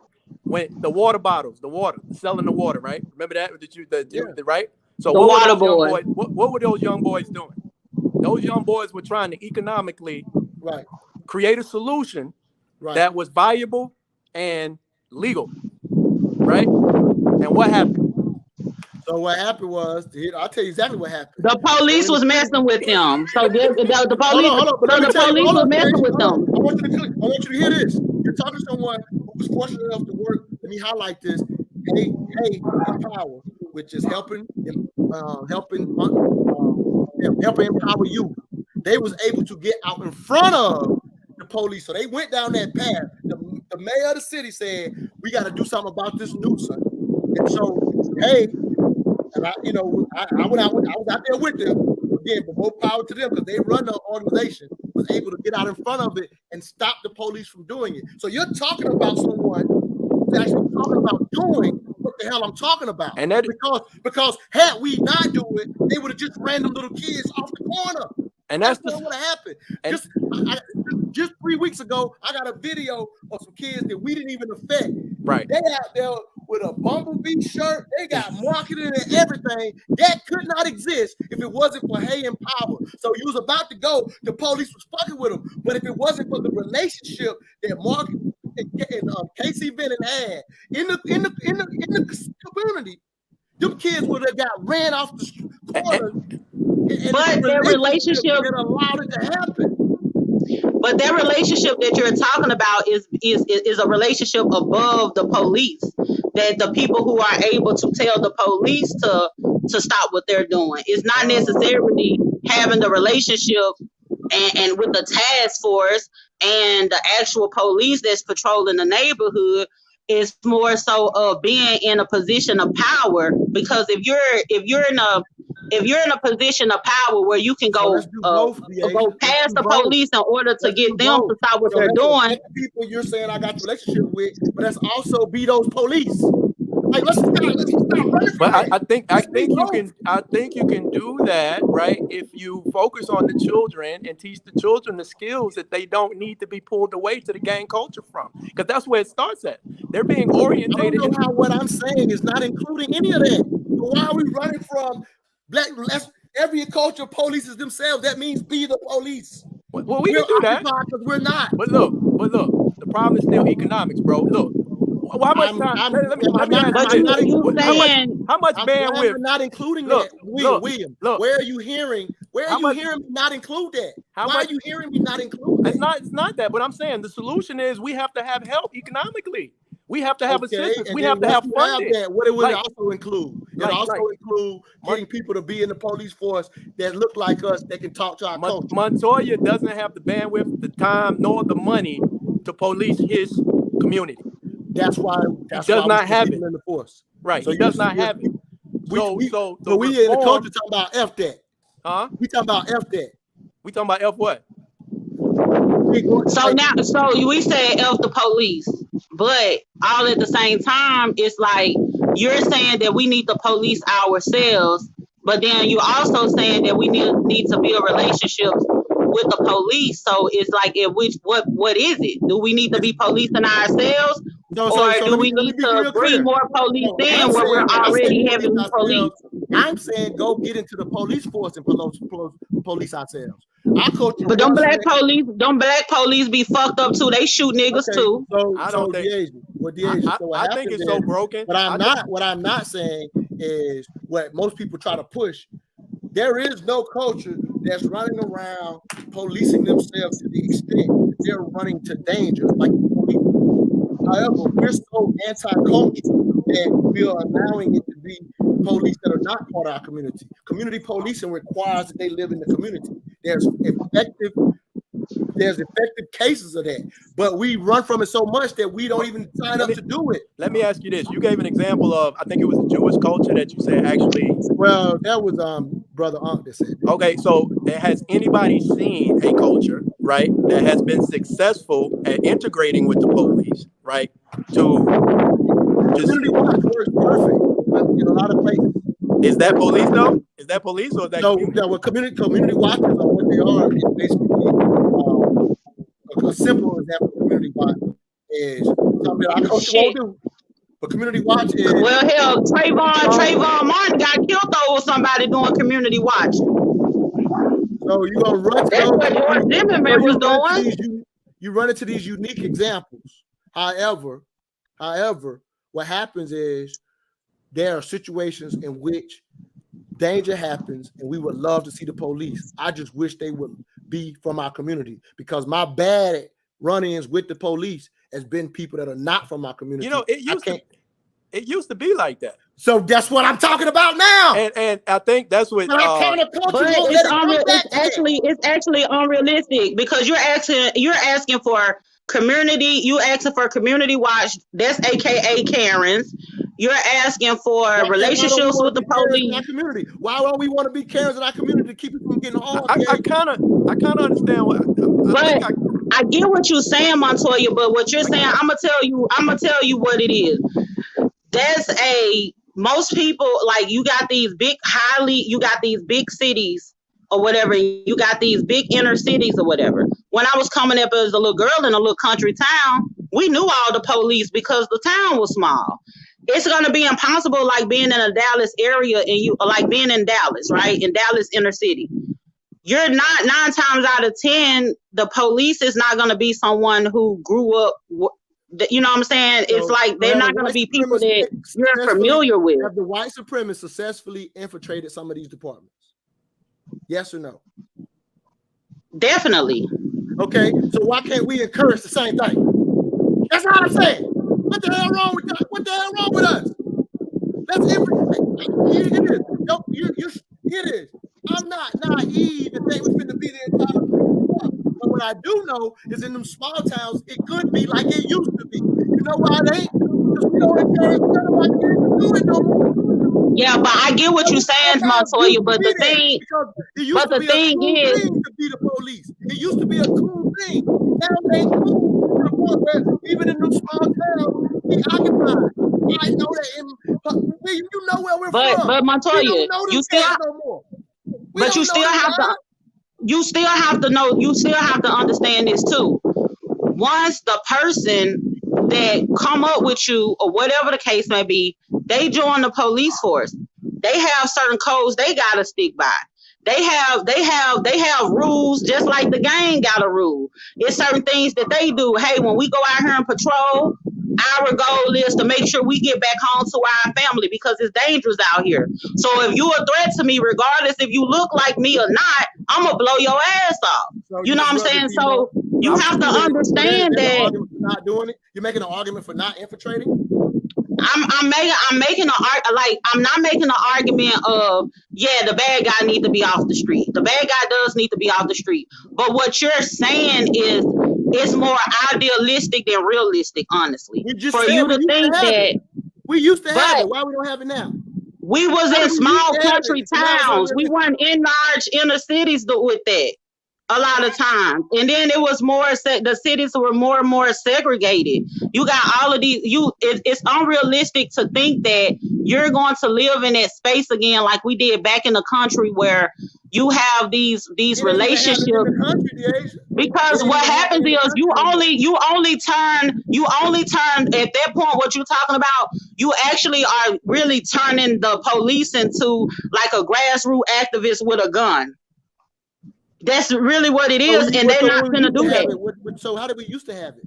You know how much patience that is, because the reason why we were. I'm gonna tell you the reason why, and this gonna bring it all home. The reason why we was able to police our communities back in the day is because people had families, they had respect, they had manners, and they listened to their parents, and they had respect for authority. These people don't have respect for authority. These young kids don't have no respect for authority, and half of them are not brought up in a family unit, and they don't understand, like, okay, this person, the old lady on the porch telling you something, the old lady on the porch could tell you something. So of course you will listen to the police riding around or something, but now that's just not the case anymore. We don't live in that same society. That we would gladly call the police for and wish they would get there sooner. And when we call them, it's the people that don't give a F about who we are. The whole force is. It's a serious issue. I really don't know what the solution, because I understand both of you guys' sides. The feasibility, we don't even want to encourage somebody to be a district attorney. Like, that's how counterculture we are. I don't believe that. That's not true. That's not true, because we're always happy, and we always look at it as a proud Black moment in history when a Black man or a woman become a judge or a congresswoman, or they get into politics, or Barack and Michelle. Like, that's not true. We do celebrate when Black people get in those spaces. So that's not true, Montoya. I ain't never heard nobody celebrate DAs. Judges, DAs. I ain't never heard that in my life. Well, the thing is, the DEA, that like that's the police, and how bad she was, even though she helped the community. We spent a whole bunch of time talking about how bad of a DA she was. Who is that? Kamala Harris. Well, yeah, well, she was though. She liked a lot of people. Go look up. Go look like up she was though. Like, oh my God, like she was. Kamala Harris not for the people. Go look up her record. Go look up the record. You're stuck on like I think what you're gonna mess yourself up and everybody else is you're stuck on like symbolism and like that representation politics or whatever the case may be. So they dogged her out based on a narrative, but her actually work is the opposite of the narrative. I'm talking about facts. I don't do no symbolism. I don't know. I don't do no symbolism. That's why I said better offering is. I was on y'all podcast and they were offering police ourselves. It ain't realistic. You need somebody trained to go in there. You need to have a balancing act. You need to have the activists along with relationships to get rid of that 1% of the 1%. Because you don't have to build a relationship to do that because they coming in, they locking people up anyway. What you need to build a relationship with them for when they coming in. So this is how and they locking them up. Successful. I'm gonna say this and I'm off this thing. So basically, in the last 2 years, for example, they dogging Big U out right now. I know you know who Big U is. They found out he worked with the police. Well, with his whole history, he's been getting the job. And in the last 2 years, for example, in Los Angeles, killings 400 killings last year in 2021. That's up 4% since 2019. However, people have been talking about how the violence is up in our community. But when you compare that same violence to the 80s and 90s, when he was out there, the last 2 years, this is what I got from a report, the last 2 years were still among the safest in the city's history. LAPD on Thursday released numbers going all the way back to 1992. Every category of crime is down about 65% since that year.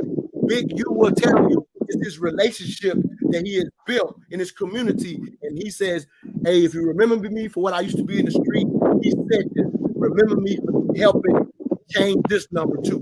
So as much as they've highlighted in the media how crime has went up in our community, it's still down 65% in his heyday. He wants that credit, but our community is dogging him out because he worked with the police.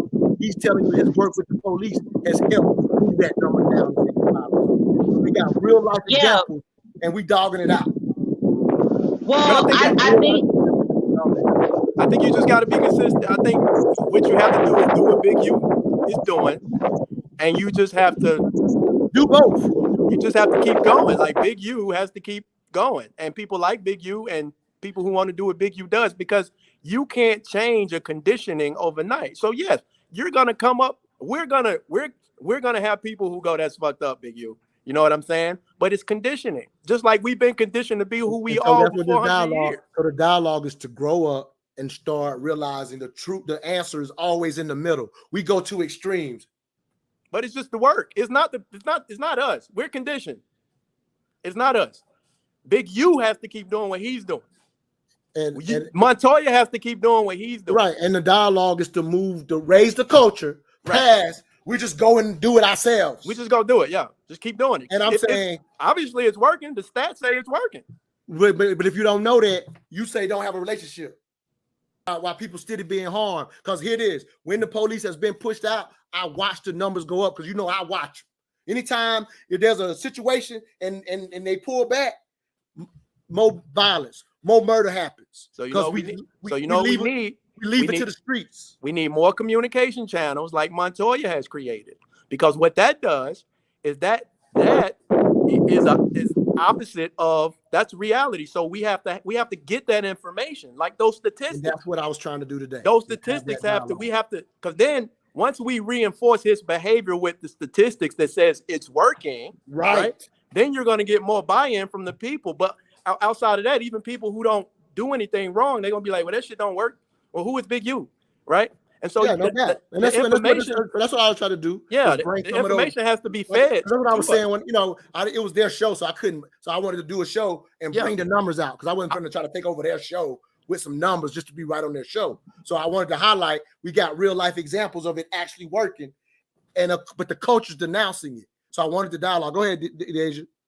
Hold on. You got a lot of wind in the background. So I was putting I'm outside. So what I take from it, what I take from it is like you basically want more people to be brave enough to be informants. You know, that's what you want more people to be brave enough to actually be informants. What I want is how ridiculous it is to think that we're gonna be okay and hate the police. And right now, we're hating the police based on who currently is policing us. And we're not willing to run the same play for why they fucking with us. We can run the same play, encourage kids to go into it as also police watch works. Police watch works. So police watch works. So this is my thing, Montoya, and I'm gonna leave it alone. So if we already have the police, they already come in and locking people up and stuff. So we already got police getting the bad guys off the street, and so they're not getting them in a faster rate, in a fast enough rate, right? So in order for them to get them in a fast enough rate, then they need to know where the people are at. You know what I'm saying? So in order for them to know where the people are at, you have to build a relationship with the police. Absolutely. In order for you to work with the police and let the police know, hey, this is where you go pick them up over here, go pick them up over here, go pick them up over there. So that is essentially saying that you need more people to be brave enough to be an informant, and the other people don't need to clown them for being an informant. So add that to it. So that's not all I'm saying. I told you BDAs, go into the police force, and what you're saying. Add it all. Yeah, plus being an informant. Like I say, like Big U say, I respect that, brother. Put that on me too. I got a history of this, of tearing up my community. Now put this on me. I'm with that. So now I'm gonna pay my debt by being an informant, and that's what he did. That's what he did. We got to keep it above. Ain't no deal. That's what he works with the. But Montoya, you took you built this conversation on not clowning people who wanted to be the DA, and not clowning people who want to be all of these things that have something to do with law enforcement. Now. But part of your conditioning in the hip hop culture is making it hard for you to say that what it is you are actually saying that we need more people who are comfortable with being an informant. You just heard me say add what you said to it. I said add what you said. I mean, you said that's not what I'm saying, but add it to it. I got no problem. I said add what you said to what I said. So I ain't scared. I mean what I say. I know, Big, you've been doing that work. Like, we still think of LA gang culture to be what it was. Them cats making a difference, and we got something that worked, and our culture will down it. That's BS.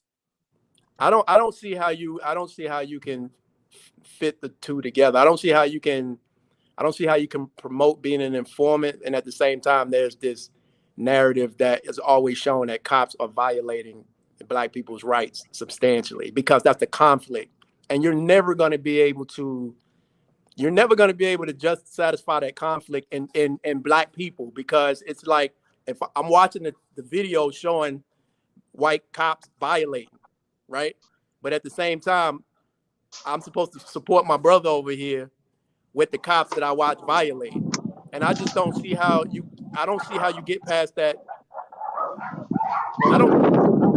You know what I mean? That's what we stuck at. That's what So I think you get past it by not having a culture where none of us police. But that's what we push. So we try to have more people that come from the culture who understand the community, which nobody would say there's anything wrong with somebody who understands the community. Brother Aunt just talked about even when he was in the streets with the police that he knew, how that was very different than the police that he didn't know. You know what I'm saying? We do so, and neighborhood watchers ain't simply informants, but again, if that's what you want to call it, that's fine. Again, neighborhood watchers are successful, but we won't even put them together. I mean, that was Neighborhood Watch is giving information, and someone who's giving information is an informant. That's not all Neighborhood Watch does. I don't know if you know what Neighborhood Watch does. Who is the lady? So for example, DA, I saw you. I think you was on that post where that lady checked those young boys and talk real down to them or something. That video from like a week ago or whatever. So about to get her ass killed. Right. So in community policing situation, you would actually, like I could have did in my neighborhood, you could actually reach out to the police that you know to handle that situation versus her risking herself. But that's when you have standard police watch. So it gets done by the people that should do it versus her going out there risking herself dangerously like that. So that's not something we don't encourage in the culture. That type of neighborhood watch. Who was the black dialoguing? It's dialoguing because what happened is once the relationship made, you're actually calling in the ones that you have the relationship with, not just any old person. So it's basically you saying you need to call the police, but you need to know the police that you calling so they don't come and do something stupid. They'll handle the situation. Well, when they are brought together, it's actually built. Police watches, like neighborhood watches, are built with the police. So now you're only using the ones that are coming to your monthly meeting. Like that's how they're done. You can't. So that's building a relationship to help protect the community. So yeah, you're not calling in some random dude that now then tripped on so and so who always act like that because he don't know. That's the type of stuff that how other people police themselves. It's in combination. We say police ourselves without the police. I mean, wasn't my son and what's her face supposed to be getting that done and getting funded by the police and defund the police? Right, that was the whole initiative. Well, defund the police is moving the money to other priorities. But it was part of it was moving the money to us, right? And so we could form our own task force within our own community. Okay, I didn't look at all their details, so I don't want to make assumptions about everything they included. Yeah, it was my son. You guys are familiar with my son. It was around the beginning. Yeah, I know exactly. Yeah, absolutely. So my son and what's the girl's name? Is the black girl? Tamika Mallory. So both of them. They were pushing. There was an initiative. I don't know what happened to it. It kind of just died on the vine.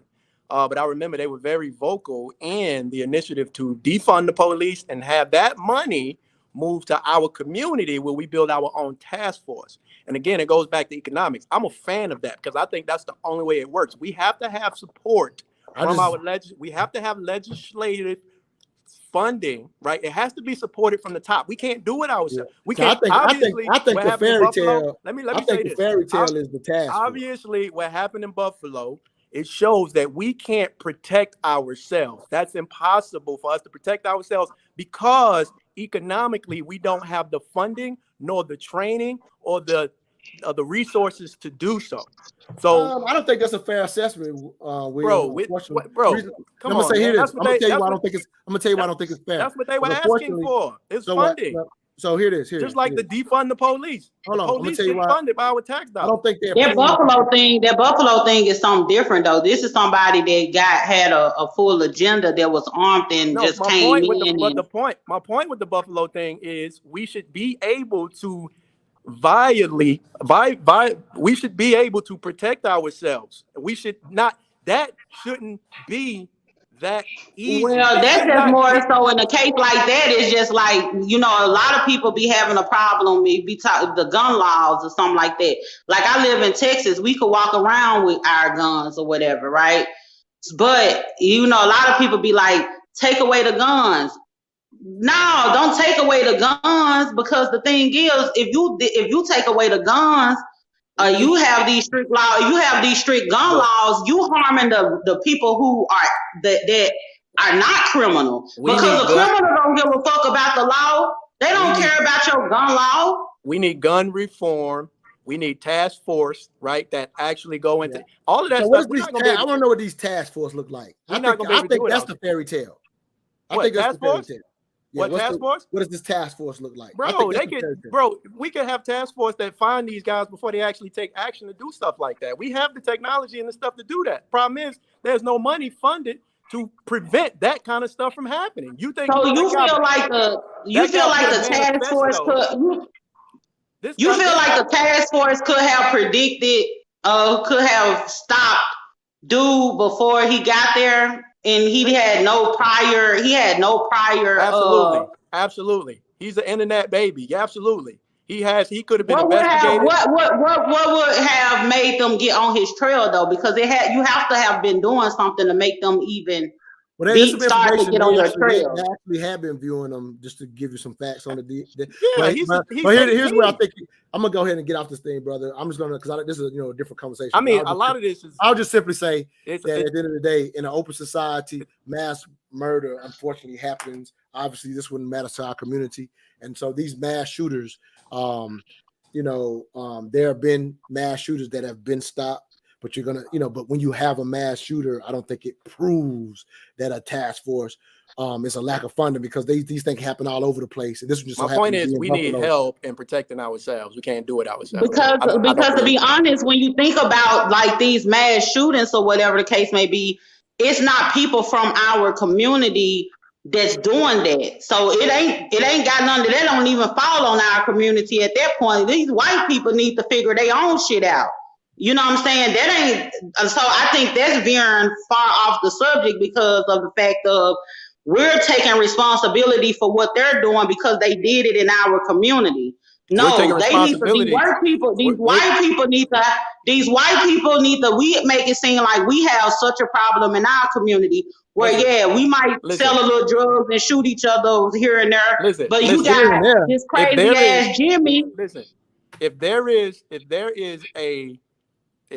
a manifesto and there is a movement and an ideology for your annihilation, there should be a task force to protect you from that, right? And so whether that's black people doing it, but there should be a task force that is created for that purpose specifically. Right, there needs to be a task force. But now we're taking responsibility for another community. If it's a task force for our. That's more so a thing where if we're going to say we need to we need to police our community and stop our bad guys from doing things, they need to stop their bad guys from doing things. That's not our responsibility. That's another thing of us taking on. It sounds silly to me, and it sounds silly to me just from the standpoint of that's what law enforcement is around the world. For different cultures have. Obviously, because we are a gun-happy country, then we have law enforcement with guns, right? But I'm just saying law enforcement is used for that purpose.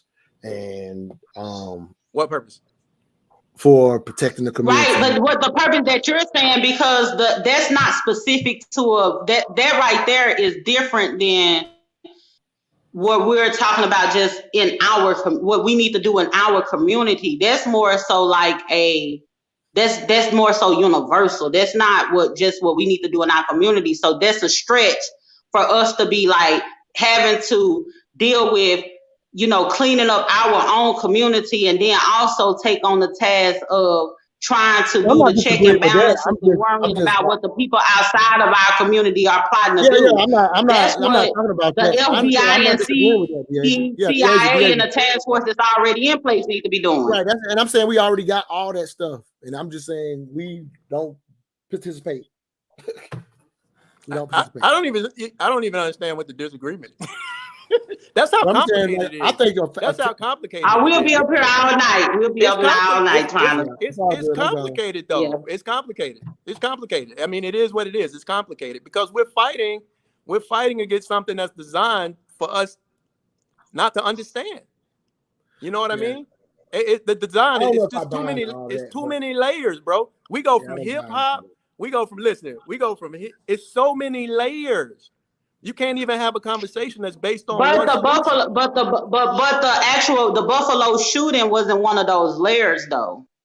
I mean, so if there is any confusion, gun control. If there is any confusion, it's self-inflicted because the Buffalo thing wasn't even one of the layers. That involves gun control. Gun control is a hot. Well, that's a whole nother. We don't even know how the guns get into our neighborhoods. That's a whole nother. That's a whole nother topic for a different day, though. Because gun control is a problem that we have amongst ourselves. How do you think 16-year-olds get fully automatic weapons? Like, that's not a problem. Listen, you're not gonna stop a criminal. You're not gonna stop a criminal from getting a gun. So what I'm saying is, get the gun from? Talking about gun laws and the gun control, like.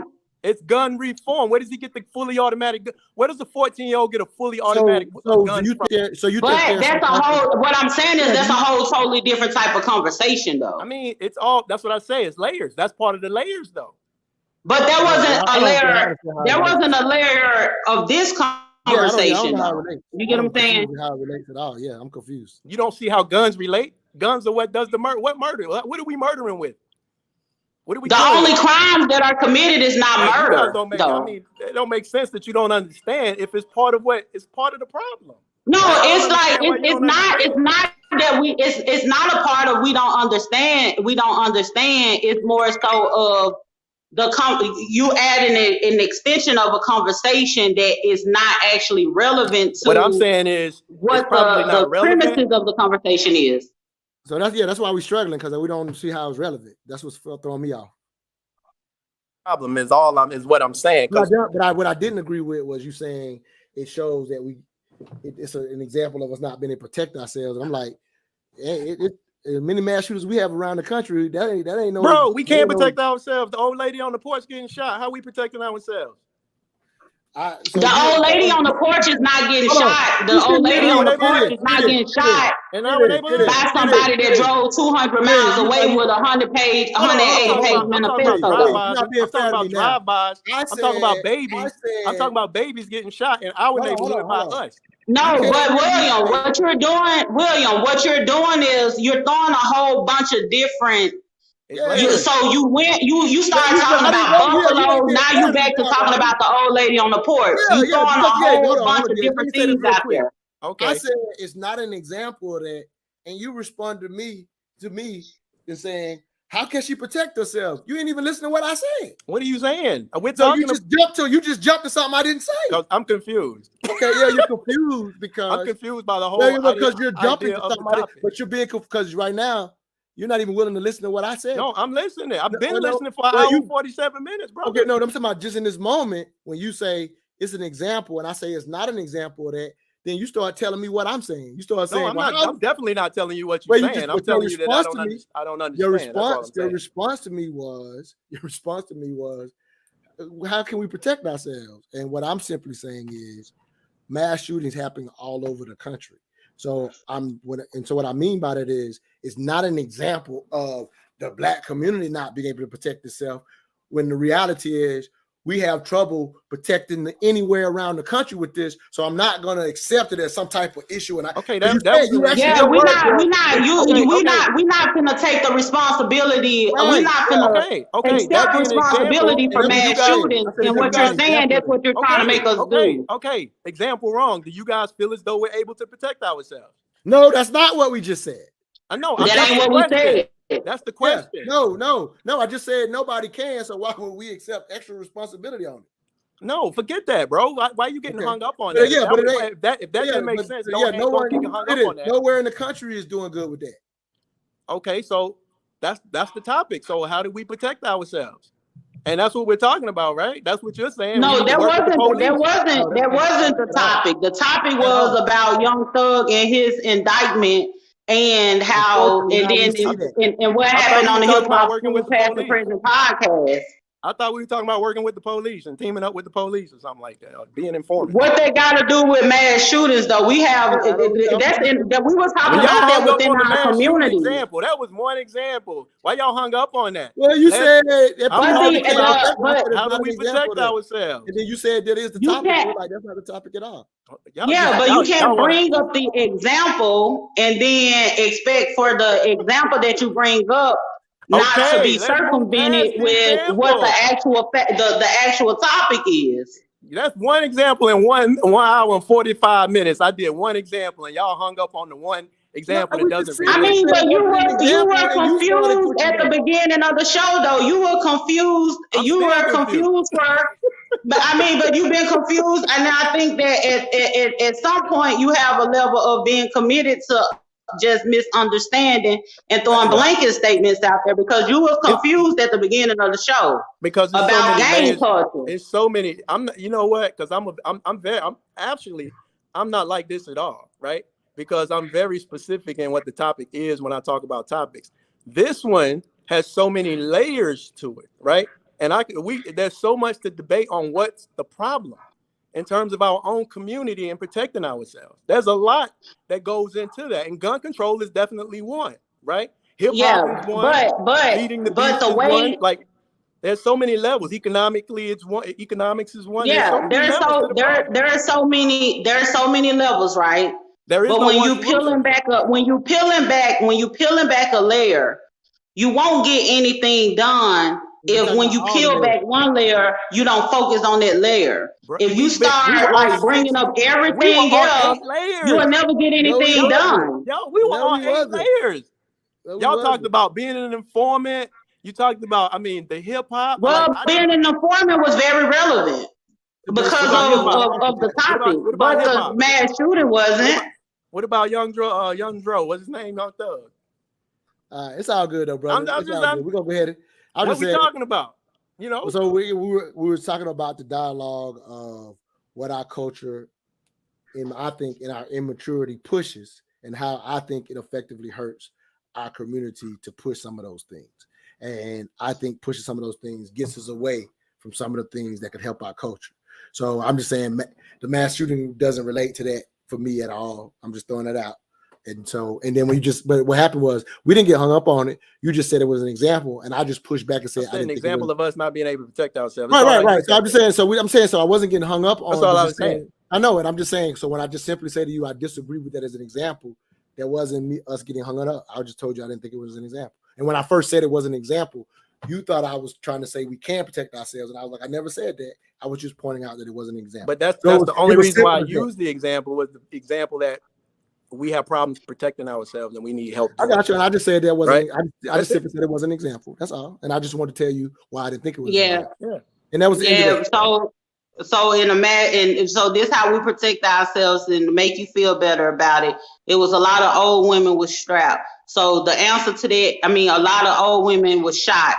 And a lot of old men was shot. A lot of the people who were shot was old people. So take your grandma and your granddaddy to the gun range and get them a gun. So to help protect them against that, so they can shoot back when they getting shot at. So do that.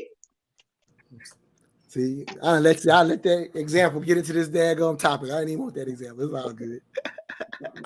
We have problems protecting ourselves from, Hey, get yourself a gun. Strap up.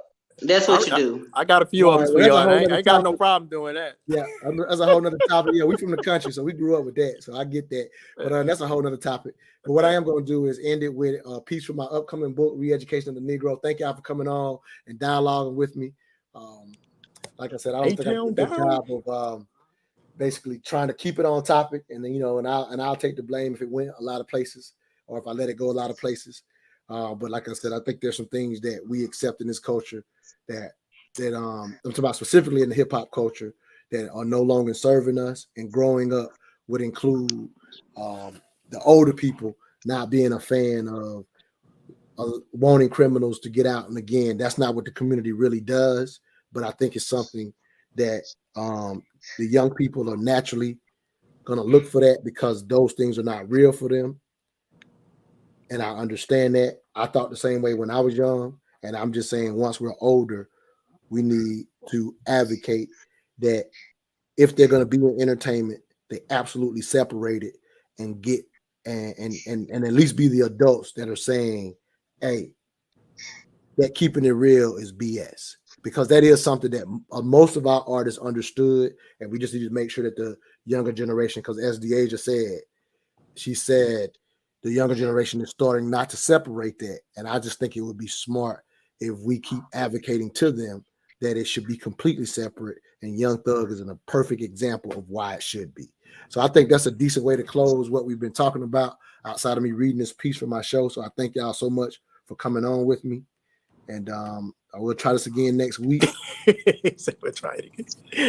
No, it's all good. I want people to jump I on. love the I dialogue. ain't I tripping. love the No, I'm not dialogue. tripping. It was a No, beautiful. It was I wanted to be Hey, interactive. Montoya, this show gonna go down in history. This was a good ass show. I enjoyed the dialogue. It's all good. I don't mind that though. I don't mind that it. I don't All I mind saw that is this. Oh, because I wanted to be in here. If it go interactive and go, even if I don't do what I'm saying, like I'm not saying it in the negative. Yeah. I'm just pointing out that I didn't get that maybe it didn't go, I'm just pointing out what happened, but I'm not negative about that because I want people to jump on. So with people jumping on, this could happen. And I welcome this every week. So I'm never gonna trip. Even though I'm pointing it out, I'm not tripping about it. I'm just saying that some of what I wanted to deliver, maybe I wasn't clear on, and I'm owning that. That's all I'm saying. I'm owning that if there was some clarity on, if you misunderstood some of the stuff, I'm owning that some of your misunderstanding probably came from me. That's what I was talking about. Yeah, that's right, Montoya. Take your charge. Take your charge. That's right. Take your charge. But anyway, I'm gonna end it with this piece. Be good. Stay on for this real quick. Let me read this piece and then we out of here. So this is from my upcoming book, Re-Education of the Negro. This piece is all the pieces are called Black Socrates Speaks, and this one is entitled Gangster Rap.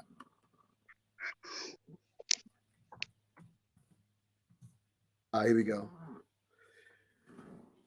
Please stop quoting outrageous black women to men ratios like 12 to 1 black women to black men in cities like Atlanta, DC, Detroit, etc. These ratios are urban myths, especially when you consider in Atlanta, no matter the race, there are 80,000 more single women than there are men, ages 18 to 64 years old. And that equates to a ratio of 1.1 woman to 1 man. One study that focused only on single black people showed the most significant. Hold on 1 second. One study that focused only on single black people showed the most significant gap in the country, and our largest urban city was 1.3 black women to 1 black man. Nowhere near 12 to 1, and even with black male incarceration rates through the roof, there are 500 to 800,000 black men in prison at any given time around the country.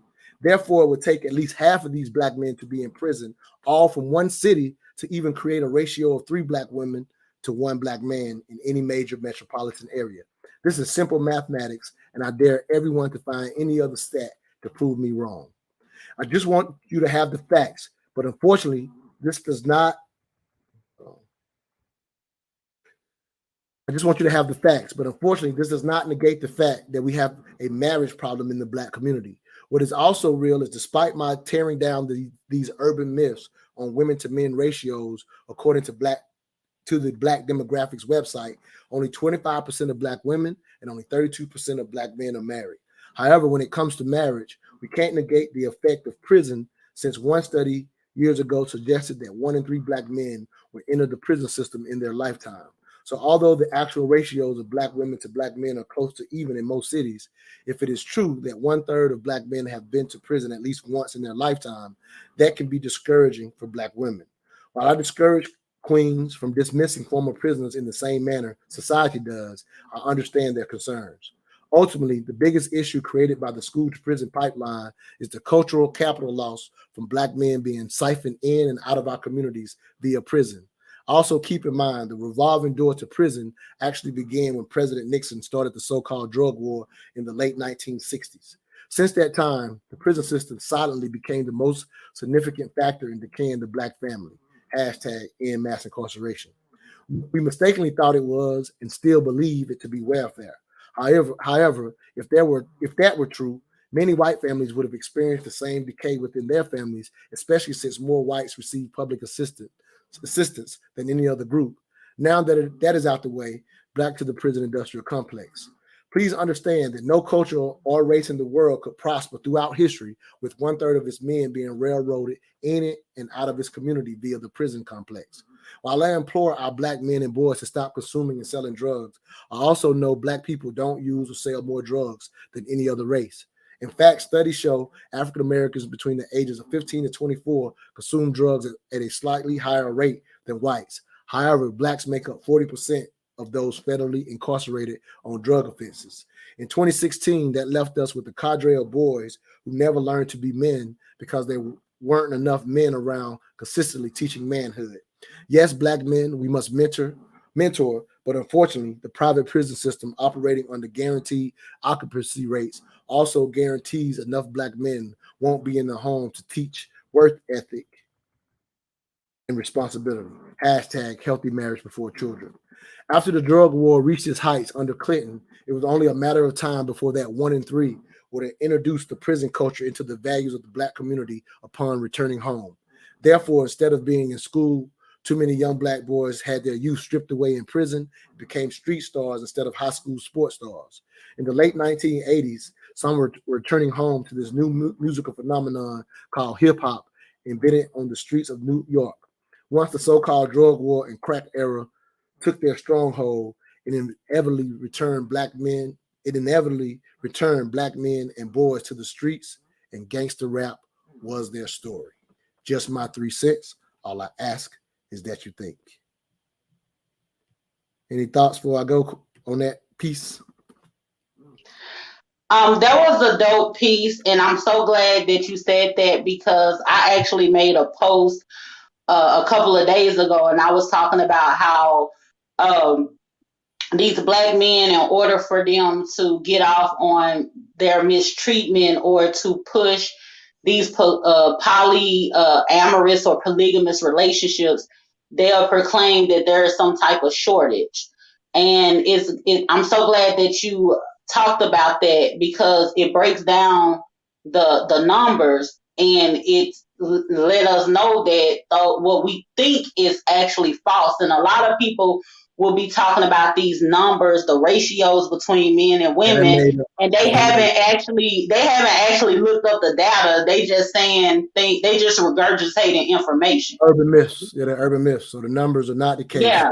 And so a lot of these men focus on, okay, they done had too much of a Kevin Samuels in their life. So they looking at, it's a small percentage of men who are quote unquote high value or make 100K or whatever the case may be. And so I think a lot of them have tried to use that as a way of saying, if you want a high value man, or if you want a man of this caliber, then you have to accept polygamy, because it's not a lot of us out there like that. And it's a shortage of men. It's only a shortage of men if you don't expand your options and you quit following what's going on in social media and Instagram and trying to get Birkin bags and flued out.